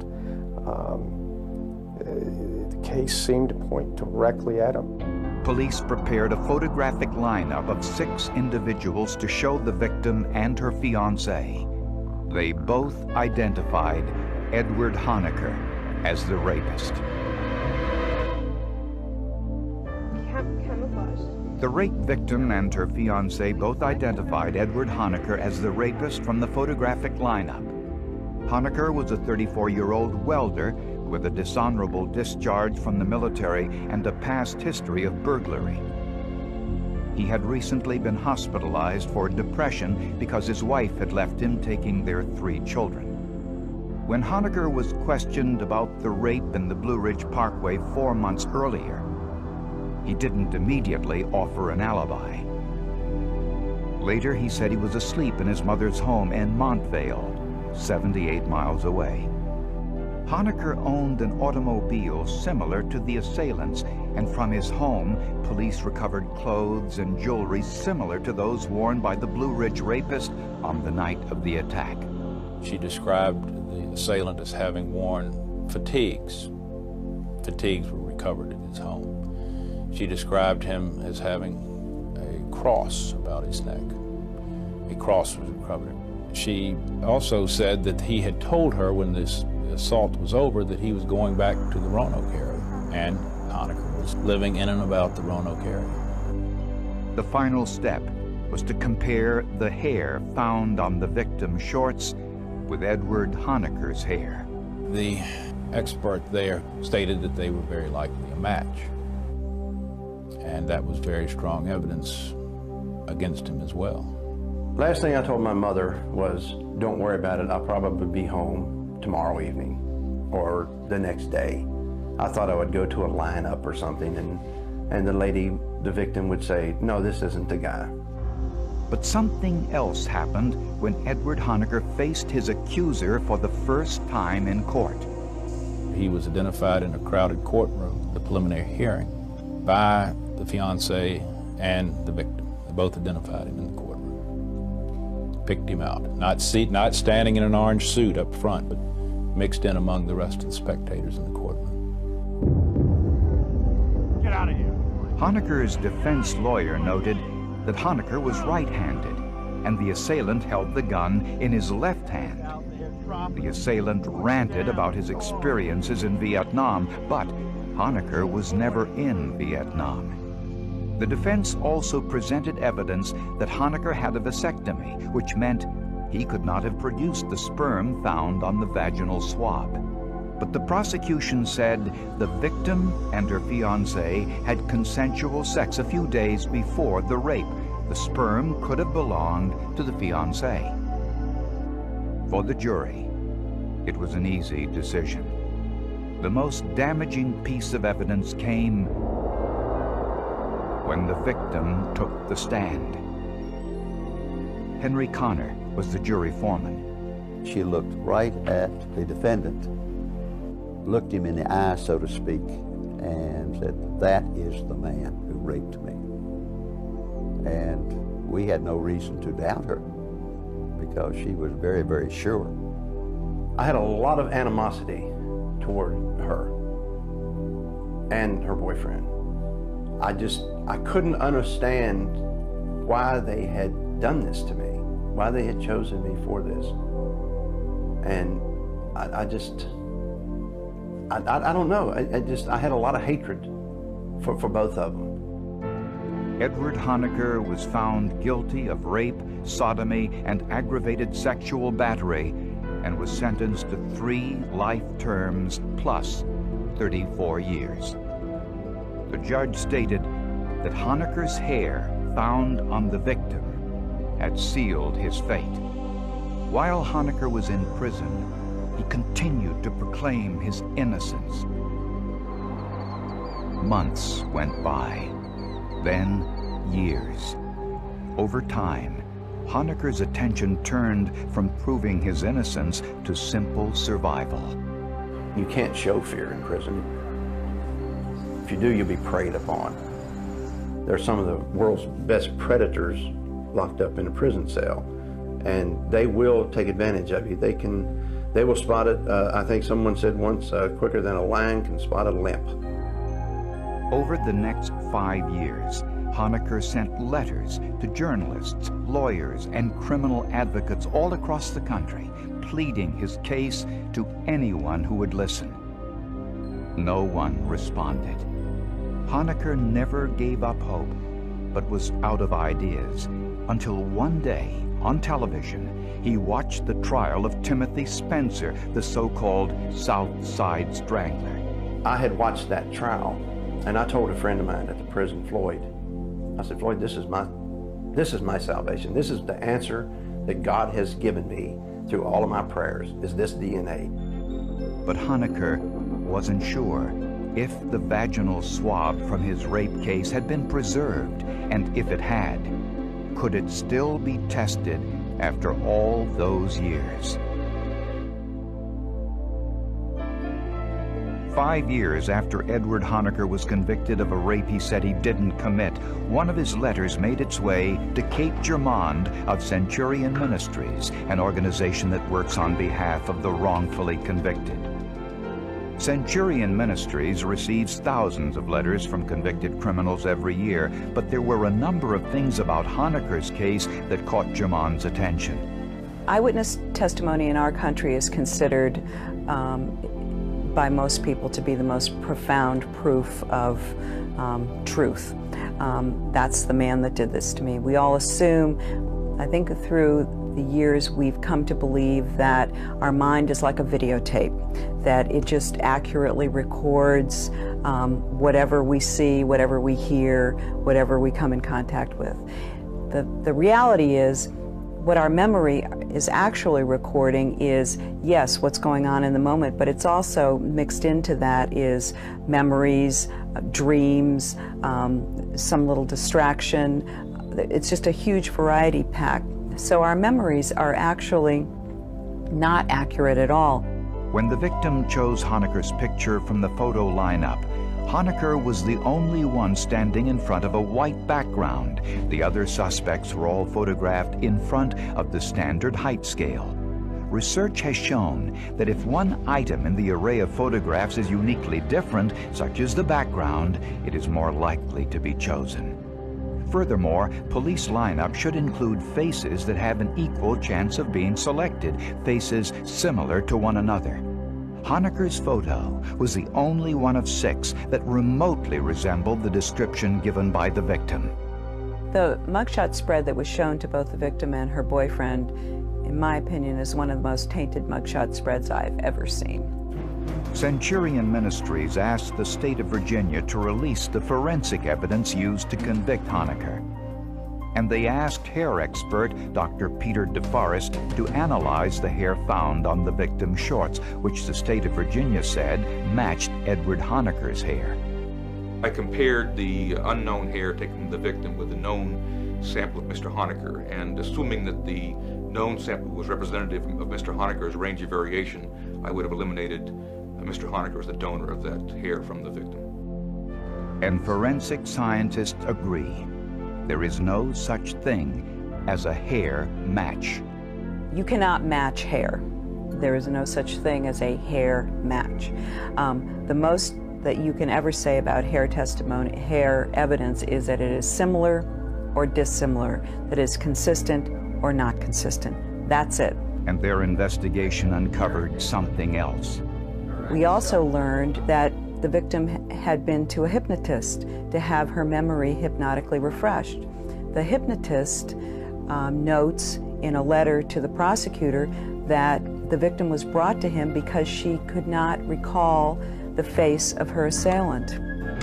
Hypnotically enhanced recollections are inadmissible as evidence in most states, including Virginia.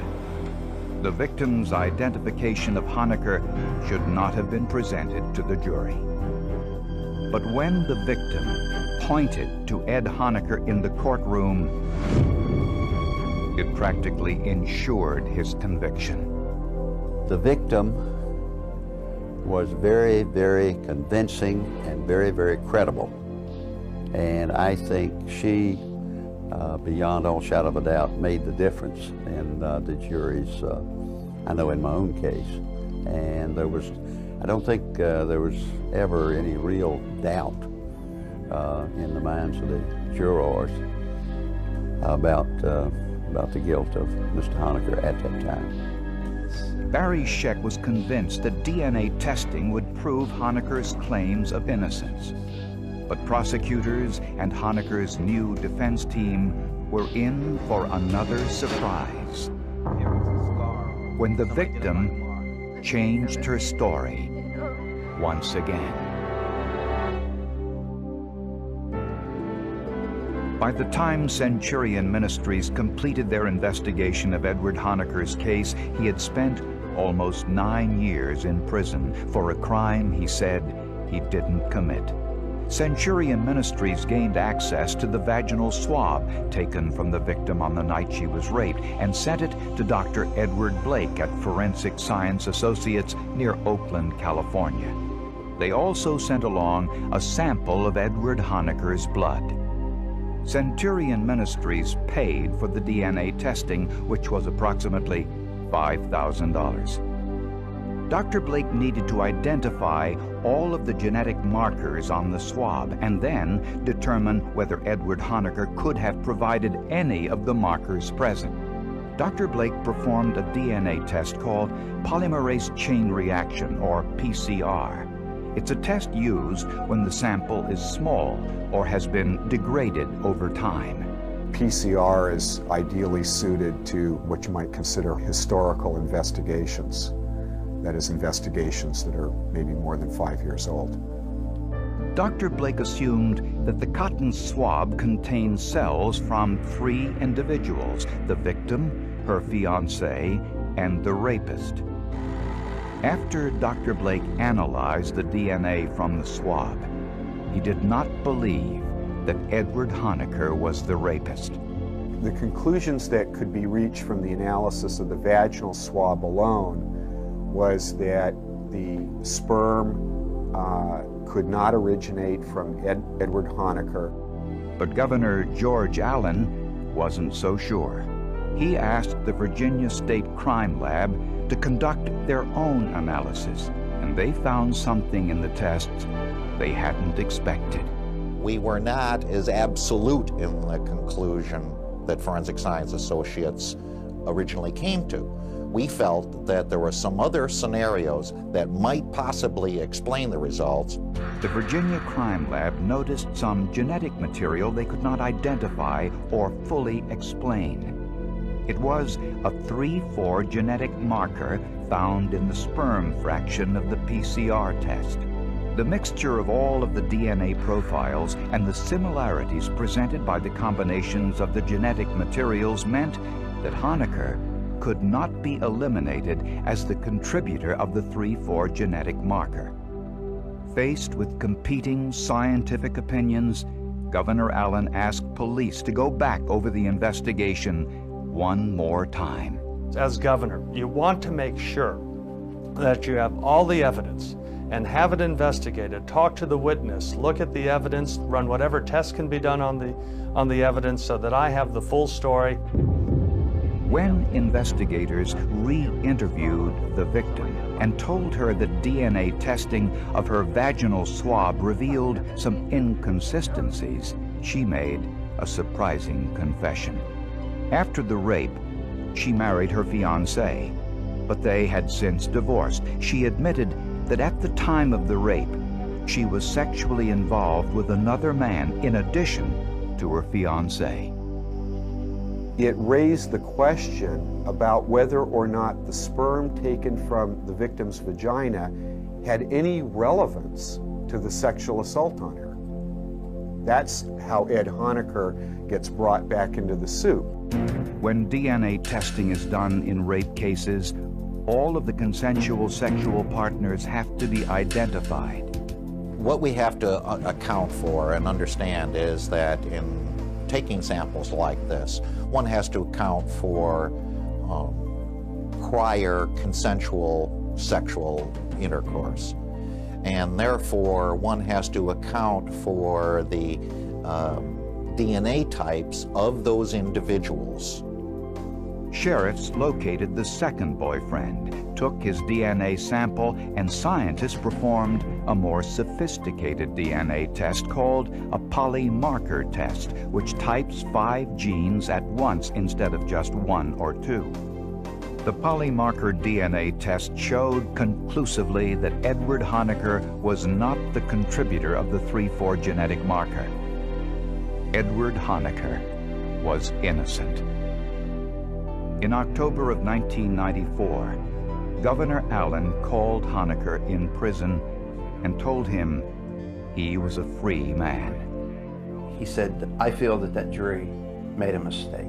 He said, as of this moment, you are a free man. What he said after that, I have no idea. After 10 years in prison, Edward Honecker walked out of the Nottoway Correctional Facility into the arms of his family and friends. He had missed the last 10 years of his children's lives. It was a gross miscarriage of justice. The evidence of his innocence was just overwhelming. You'd have to be a complete fool to miss it. There are many, many limitations on the testimony of eyewitnesses, particularly in situations that where there's a great deal of not only physical trauma, but emotional trauma. That's not a place for people to make careful, critical observations.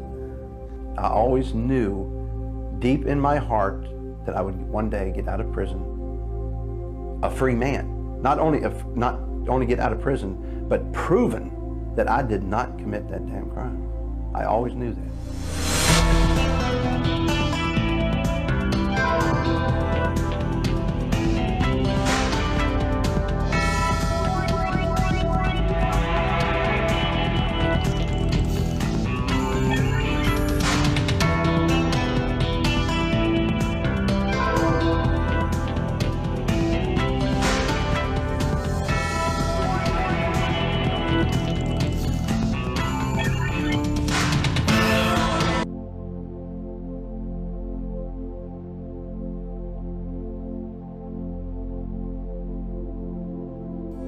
Honey, do Mom a favor. Take this down to the mailbox, okay? Okay, I love you, Mom. I love you too. Vicki Lynn Hoskinson never returned home after running the errand for her mother.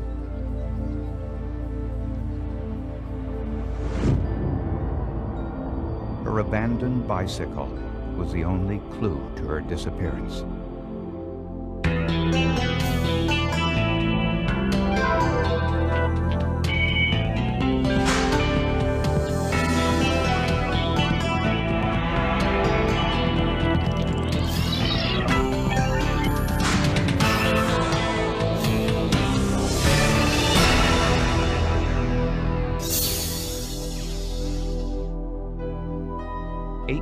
Vicki Lynn Hoskinson grew up in Flowing Wells, a suburb of Tucson, Arizona. She was the youngest in a family brought together by the second marriage of her mother, Debbie Carlson. There was something about her that grabbed your heart the minute you were around her. She had this intensity of a royal blueness in her eyes. When you looked into her eyes, you saw this depth of wisdom that was beyond her years. Vicki's prized possession was the pink Stingray bicycle she had received as a Christmas present, which is what she rode to the mailbox on the day she disappeared. To get to the mailbox, Vicki headed down a dirt path behind some neighbors' homes, went down a dead-end street, and over an uncleared area of desert brush. Her mother expected Vicki back in 10 minutes. When she didn't return, she sent her older daughter, Stephanie, to look for her. Stephanie came right back and she was hysterical. She was crying. She goes, "Mom, I found Vicki's bike in the middle of the road." And I go, "What do you mean you found Vicki's bike in the middle of the road?" She goes, "It was laying in the middle of the road." And she goes, "Something's wrong, something's wrong." My mom got in the car and drove around and picked up the bicycle and, rode through the neighborhood looking for Vicki, and when she returned home, she called the police. At the time, we thought we were possibly looking for just a missing child who had failed to come home after going out to do an errand for her mother. And as the search went on, it became obvious that something other than a normal disappearing child had occurred. Hundreds of volunteers searched the nearby desert, and police helicopters scoured the area. Vicki's family pleaded for her safe return on local television. My faith in God that He's watching over her and He's protecting her and that He is going to bring her home to us. I really believe that she's still alive. Police received a number of calls from people who claimed to have seen a child who looked like Vicki. There were a lot of Vicki sightings. It's not an unusual phenomenon when you ask people to go look for such a person, and our community was actively looking for Vicki. But all of the sightings were dead ends.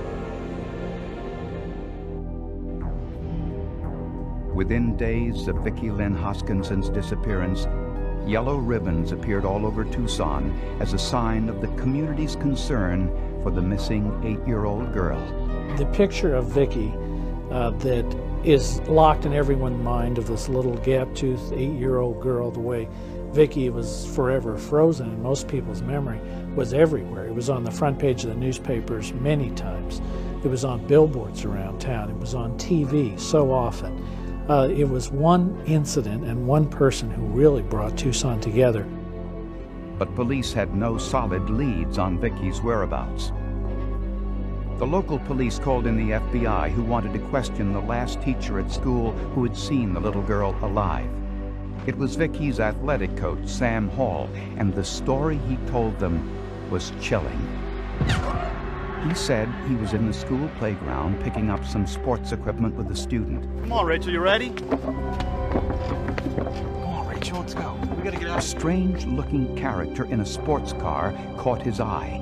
The man appeared to be staring at the children. He had long hair and an unkempt appearance, and drove away shortly after he was spotted.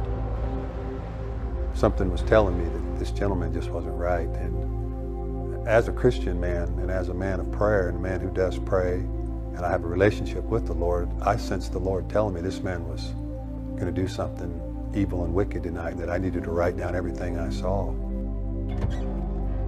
Paul immediately went to his car, wrote the man's license plate number on a piece of paper, and put it in his glove compartment.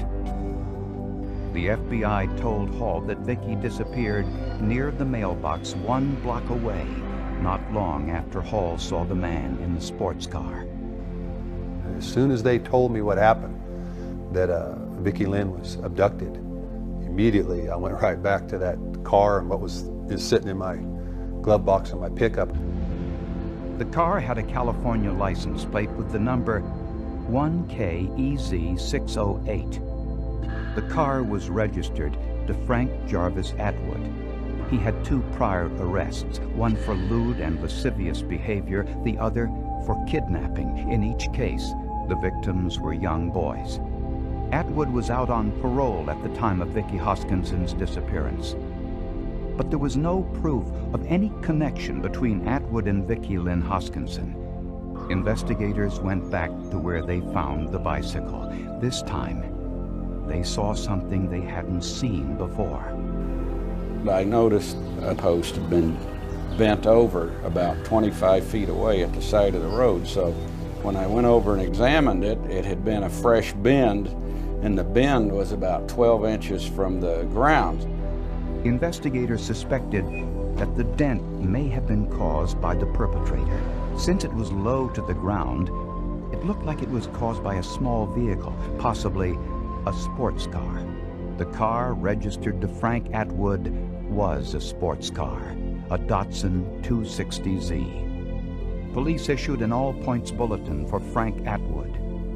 3 days after Vicky's disappearance, Atwood was traced from California to Arizona to Oklahoma and finally to the small town of Kerrville, Texas.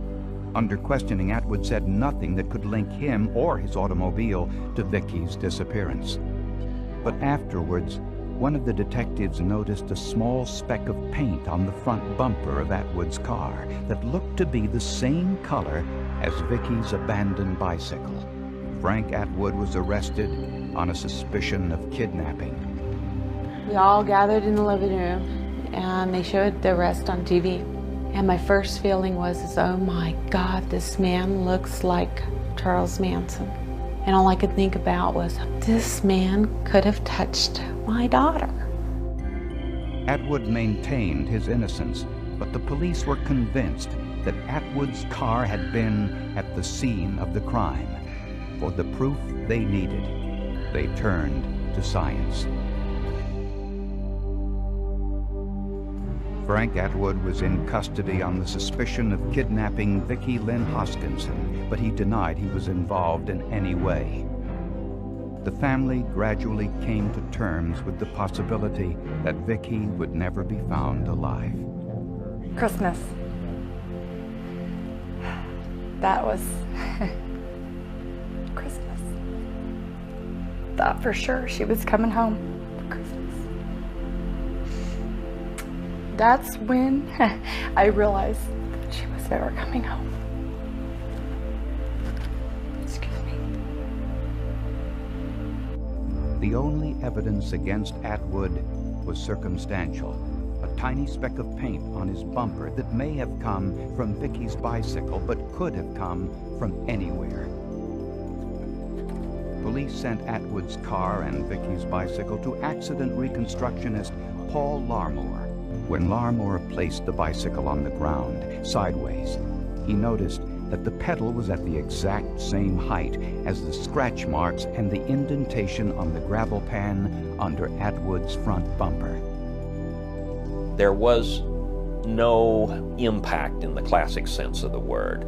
There was contact between the two, and the car continued to push against the bike, pushed it down on the ground, and overrode it to the point that the pedal deformed the gravel pan under the car.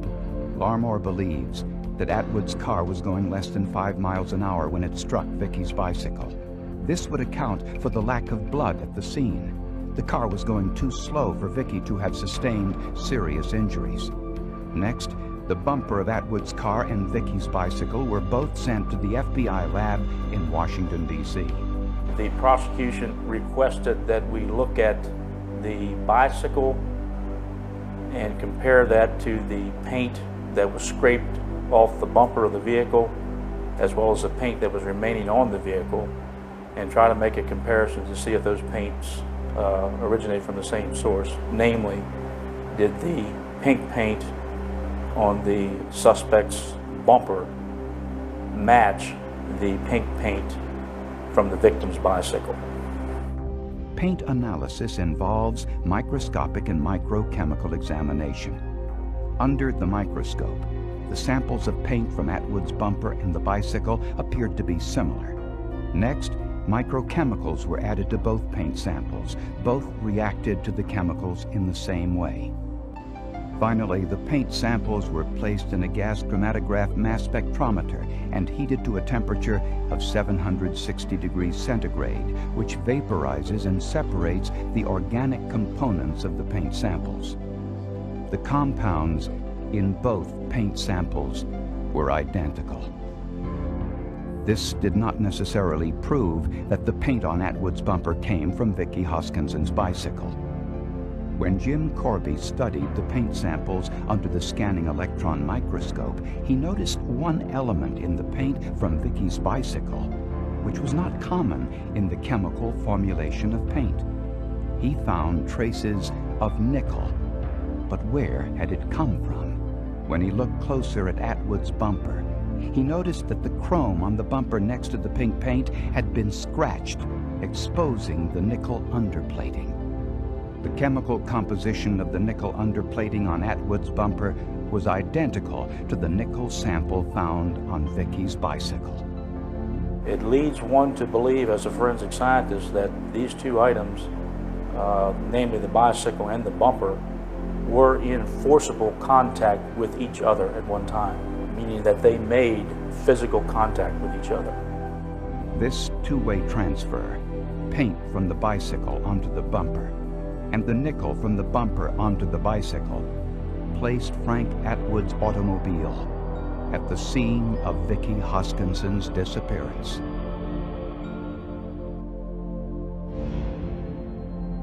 Seven months after Vicky Hoskinson's disappearance, a man hiking through the desert outside of Tucson found a human skull which looked like that of a child. It was an area that we had initially speculated if you were going to get rid of a body, where would you do it? And it was an area that was close to the area where she disappeared. It's on that side of town. It was remote.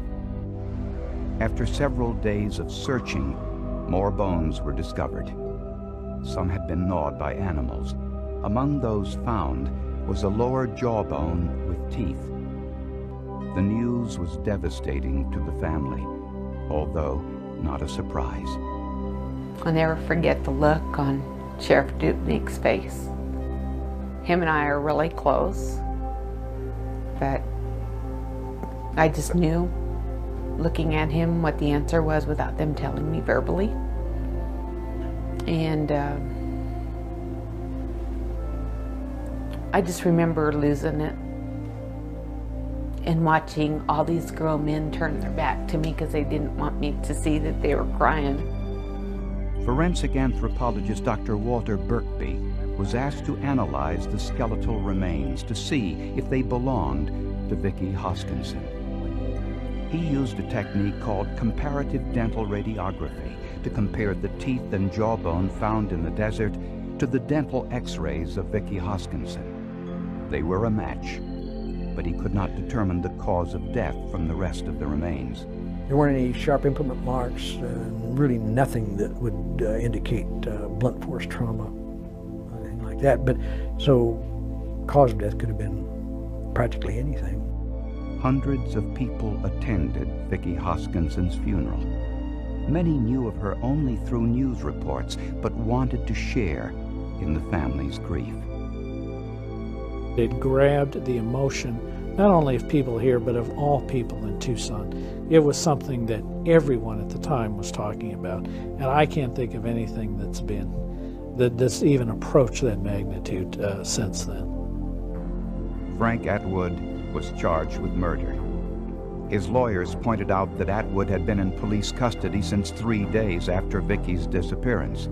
They said it was impossible to know when the body had been dumped in the desert. It was possible it could have happened while Atwood was in custody. Medical examiner Dr. Richard Frady was asked if there was any way to tell when Vicki Lynn Hoskinson had been killed. Now we must take it to anything we can find on the bones. And one of the things that we found on the bones was there was some adipocere there. Adipocere, also known as mortuary fat, is a gray, waxy substance which forms when a body is exposed to high temperatures, bacteria, and water. Dr. Frady knew that the desert had high temperatures as well as sources of bacteria, but deserts have little or no water. Was it possible that the body was first in an area with water before it was moved to the desert? If so, Frank Atwood would be exonerated, since he had been in custody since 3 days after the girl's disappearance. Dr. Frady researched the weather conditions for the period that Vicki Hoskinson had been missing. We found that within a day or two after she had disappeared, that there were heavy rains in that area. And then there were no more rains for months. The adipocere told Dr. Frady that the body was in the desert during these rainstorms, most likely in a shallow grave. The rainwater mixed with the bacteria and the high temperatures over the next 2 to 3 months, forming the adipocere found on her bones. We now know that the body had to have been there during these heavy rains. Had it been a month later, 2 months, 3 months, it would have been dry and the body would have been mummified, and you would not have seen the adipocere. This put the time of Vicky's death within a day or two of her disappearance. Prosecutors believe that Atwood was cruising the Tucson area for a child the day Sam Hall saw him near the schoolyard. Fortunately, Hall had the presence of mind to write his license number down on a piece of paper. A half hour later, Atwood saw Vicki on her pink bicycle a block away from the school. He accelerated into Vicki's bicycle, knocking her to the ground. The bumper hit the bicycle just under the seat, which produced the double transfer of paint onto his bumper and nickel from the bumper onto the bicycle. The bike wedged beneath the car's gravel pan, leaving an indentation and scratch marks. Where are you taking me? Shut up, kid. Just get in the car. I'm gonna take you home. Atwood forced Vicki into his car, possibly with the promise that he would drive her home.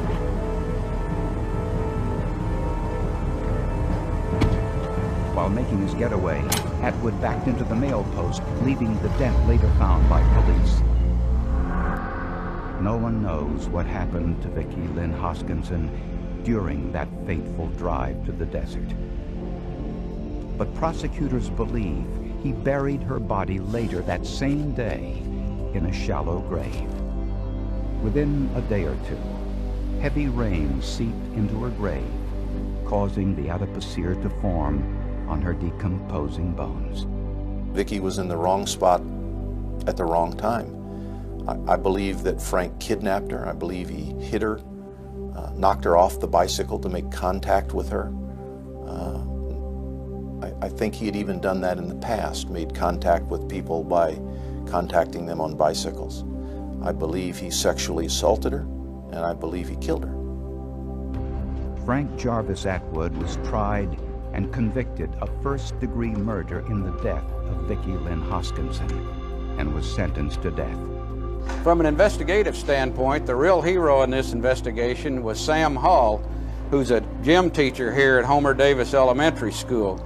People say that I'm the hero of the case, but I just want to be a hero that would have saved a child's life, that's all. I'm not a victim that will ever forgive the perpetrator, the murderer. I will never forgive him. And I don't visit the cemetery because I don't believe that that's where she is. When Atwood left her in the desert, that's where she was laid to rest. I feel that that really is where, other than in my heart, where my sister is. There was one time when I was going through a really tough time, trying to come to a peace about her death, that she came to my bedroom. And I woke, I was like, I'm sleeping, and I hear these little pitter-patter of feet and this little tapping of mama, mama, mama, and I look up. And you have to understand, this is after Vicky's been deceased. And here's Vicky standing at the foot of my bed. And there's this white light surrounding her. And she's saying, Mommy, I'm okay. I need you to be okay. And then she disappeared. That was a turning point for me.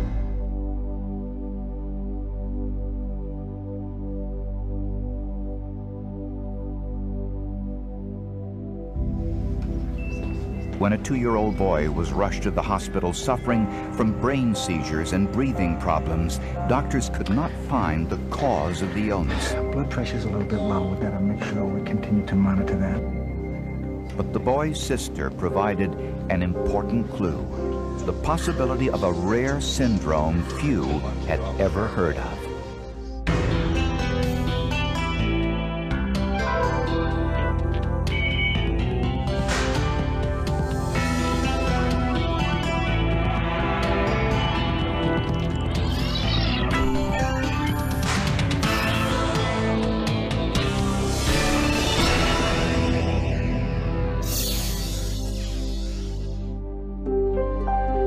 In 1987, Ray and Tanya Reed, along with their 2 children, had just moved to Urbandale, Iowa. It was Ray Reed's 4th job transfer in 3 years.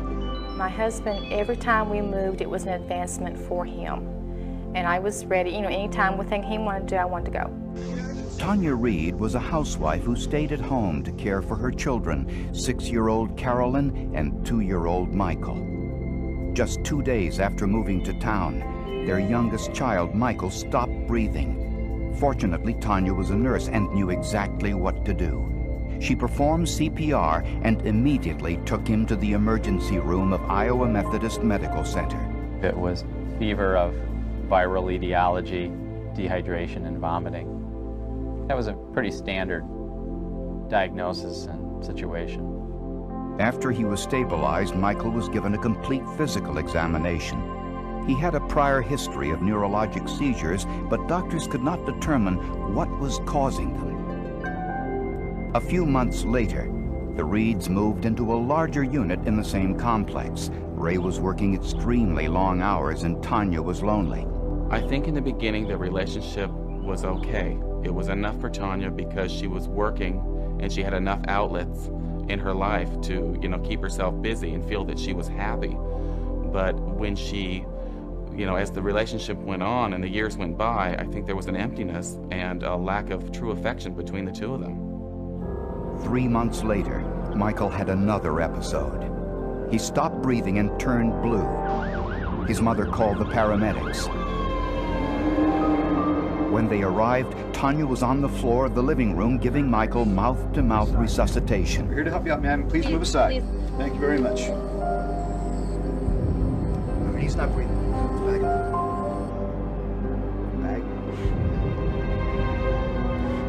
At the hospital, tests could not determine the cause of Michael's breathing problems. The child's pediatrician speculated that Michael might simply be holding his breath. 1 week later, paramedics were called to the Reed residence once again. Michael had another breathing episode. She appeared very calm for such serious natures. To be doing mouth-to-mouth on a child, speaking for myself, if it was my child, I'd be a nervous wreck. Just 3 years earlier, Michael's older sister Morgan died unexpectedly at 9 months old. The autopsy said Morgan died of cardiorespiratory arrest of unknown origin. Like Michael, Morgan had a history of breathing problems and numerous hospitalizations before she died. Morgan's death was a stressful time for the Reeds' marriage. We did have stress when Morgan died. Any couple will go through stress when there's a death in the family, a child death. And we did stay together through all that. 1 month later, paramedics were called to the Reeds' home once again. Tanya successfully resuscitated Michael before he was taken to the hospital. Numerous medical workups had been done to try to find a cause of this, including a number of pediatric specialists and pediatric subspecialists, and nothing had been found. Doctors were mystified. What was wrong with Michael? I think doctors don't want to admit that they're infallible, if there's something they can't find. Soon, doctors looked deeper into Michael's breathing problems. Doctors at Iowa Methodist Medical Center couldn't find the cause of the seizures and breathing problems 2-year-old Michael Reed was experiencing. A few days after they returned to Iowa, Michael stopped breathing again. Tony Collins and the other paramedics were baffled, and their logbook showed it. Things didn't fit together, that a kid would hold his breath long enough to make him have seizures or quit breathing. Then on Sunday, February 7th, while Ray Reed was relaxing downstairs, Michael's in trouble. he heard Tanya's screams from the master bedroom. What's wrong? He's not breathing. What happened? I don't know. Call an ambulance. I'll be right back. It had happened again. Michael was having another breathing episode and was rushed to the hospital. The nurse on duty noticed something unusual. On Michael's cheek were some red parallel scratch marks, scratches that looked like they had been made by the boy's fingernails. To the nurse, it looked as if Michael had tried to remove someone's hands from around his neck and mouth. Oh, nurse, I seem to come. Just a few moments later, an interesting coincidence. Tanya Reed asked the nurse to look at her finger. It was bleeding. I don't think I probably would have noticed if this had been my child that I had a scratch on my finger, and I certainly wouldn't have mentioned it to anybody.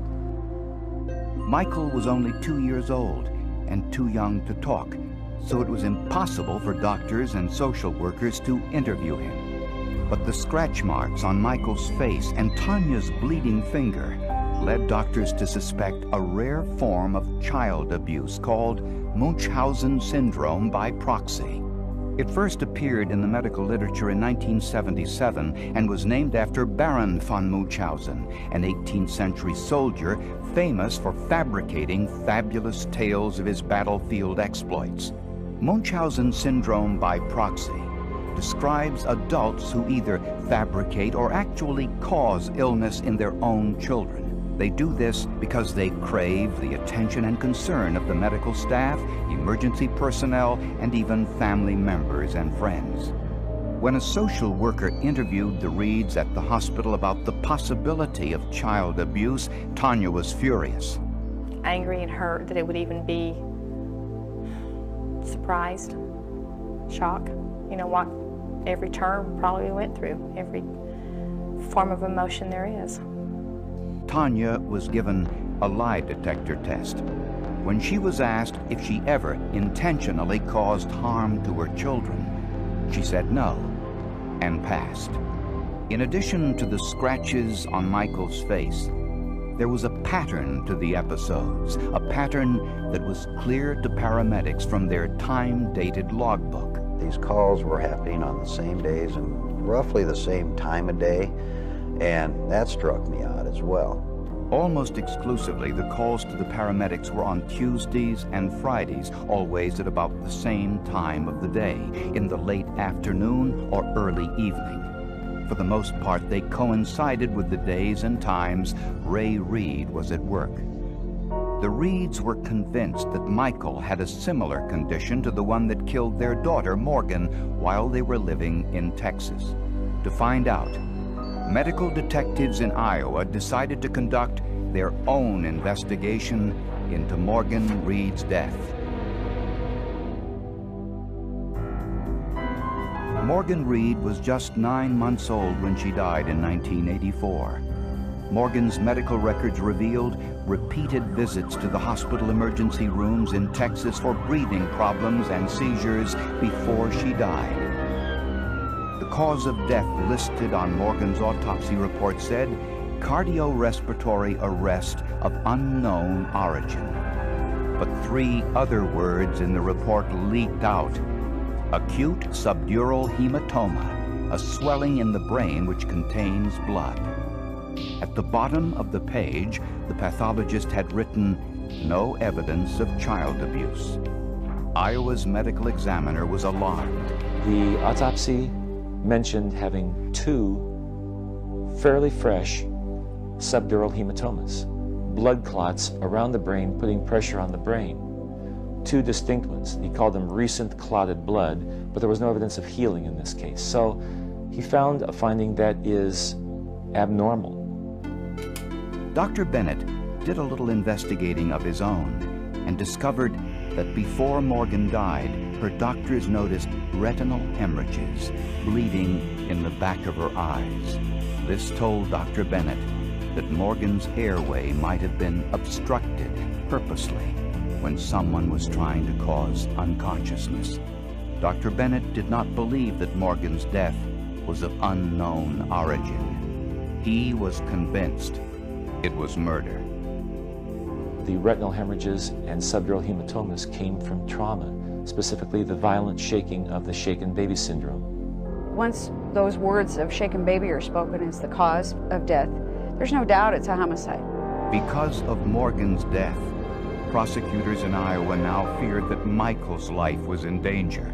Michael had been hospitalized 18 times in 3 different states. His sister Morgan was hospitalized 20 times before she died. Every single episode noted Tanya's claim that she performed mouth-to-mouth resuscitation before emergency personnel arrived. No one but Tanya had ever witnessed the onset of a seizure or breathing problem in either child. We literally papered the office wall with flowcharts and timelines so we could look for this pattern that eventually resulted. Prosecutors searched the medical literature and discovered some common elements among those suspected of Munchausen syndrome by proxy. Most are women. They demand more and more tests and second opinions even after nothing has been found. The child's illness does not occur when in daycare or with a babysitter. There is a family history of other siblings with the same problem or an unexplained sibling death. Suspects have an emotionally distant relationship with their spouse. 1/3 are in the medical field, mostly nurses. The profile was a remarkable portrait of Tanya Reed, including the fact she was a nurse. And that's not really a surprise, because if you were going to go to a physician and make up something about your child, if you knew nothing about medicine whatsoever, it's going to be harder to make any kind of a convincing story. Whereas if you have some sort of nursing background or health background of some sort, and you go to the physician, you might be able to lie about something more convincingly. And investigators were suspicious because no one other than Tanya had ever witnessed either of her children having a seizure. I was the one that was always there. In circumstances, yeah, but I think any woman whose husband works and she is stays home and takes care of the kids, it's going to happen that way.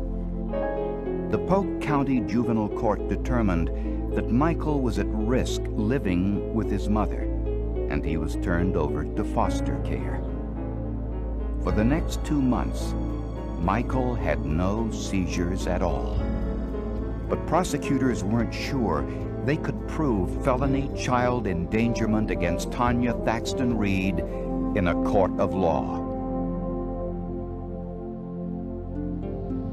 On August 10th, 1988, Tanya Thaxton Reed was arrested and charged with felony child endangerment in the case of her son, Michael. The trial began a little more than a year after the hospital nurse saw the scratches on little Michael Reed's face. Munchausen syndrome by proxy is extremely difficult to prove. There usually aren't any witnesses, and juries have difficulty understanding a parent's need for this type of attention. If we have a problem with a broken bone and understanding how that's physical abuse, imagine we come in with something called Munchausen syndrome by proxy, which is hard to spell, and we're not quite even sure how to pronounce it. When the trial began, prosecutor Melody Haynes presented what she believed to be a pattern of abuse, which began with Morgan and continued with Michael. Haynes argued that Tanya Reed intentionally suffocated Michael on 18 separate occasions before reviving him and taking him to the hospital. She also pointed out that Michael did not have any breathing problems or seizures during the time he had been in foster care. The defense presented a report from the court-appointed psychologist which said that Tanya was completely normal.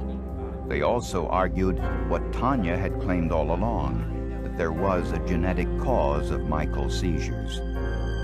The Texas neurologist testified that both Michael and Morgan had abnormal brains, which possibly caused the seizures. Then, on the morning of March 2nd, Tanya Thaxton Reed took the witness stand in her own defense. We were so nervous about what was going on. And sure enough, she took the witness stand. And you can never be sure until they do that. And she got up there on the witness stand, and she looked very prim and very proper. And she sounded like the very best PTA suburban mom that you could find. Tanya Reed denied killing her daughter Morgan. Did you kill her? No, sir, I definitely did not. Did you shake her to death? No, sir. Did you bring about these seizures? No, I did not. Then Melody Haynes began her cross-examination. Don't you think it would be an awfully big coincidence to know another child unrelated to you in your care that had the same problem? It would. I don't know if it's a coincidence or not. Has that happened to you? Not that I know of. You've never been in charge of another child that has had a similar problem to what your children have had? Not that I can remember right off. No. When she said no, I could have kissed her, because, I mean, it was such a lie. It was such an egregious lie. Haynes' staff had done their homework. In 1974, when Tanya was 15 years old, she was babysitting a child who had stopped breathing. Tanya immediately called paramedics, saving the child's life. Tanya became a local hero and won the town's Good Neighbor Award. Mrs. Reed, would you tell the court what you received a Good Neighbor Award for in 1974? And I'm handing you States Exhibits 14 and 15. I was babysitting Scott Simmons, and the child quit breathing on me at the time. Mark Pennington is an outstanding trial attorney, but I have never seen a defense lawyer turn whiter than a sheet like he did at that very moment. And I was never really sure if he actually did know about that. The prosecution was able to prove that there had been a lifelong pattern of abusive behavior. On April 28, 1989, Tanya Thaxton Reed was found guilty of felony child endangerment in the case of her son, Michael. She was sentenced to 10 years in prison. Not long afterwards, Tanya Reed was indicted in Texas for the murder of her daughter, Morgan. Somehow Tanya Reed had become overly aggressive with Morgan, and we felt that possibly what had happened here was that in an effort to block Morgan's heir, she may have gone too far, and she could not get the child to start breathing. In desperation, frustration, picked Morgan up and shook her violently to start her breathing again, and that in turn caused the subdural hematoma. On December 13th, 1993, the Texas jury found Tanya Thaxton Reed guilty of murder. She was sentenced to 62 years in prison. The verdict was upheld on appeal. Despite the convictions, Tanya Reed continues to maintain her innocence. Yes, always will. I'll maintain it forever. I'm having to do my time, and I accept that. I don't have to like it, but I have to accept it, which I have. Most of them deny, and they deny even in the face of evidence. I mean, you could show videotape if you had the type of one-child syndrome by proxy, where there was some act that you could capture on film. If you showed it to them, typically they'll continue to deny that that's going on. The Iowa trial and trials in Texas broke new ground in child abuse cases across the United States. Justice was done. I felt a sense of retribution for Morgan, but there was a poignant sadness to all of it. It had destroyed their entire family and so many lives. Ray and Tanya Reed are now divorced.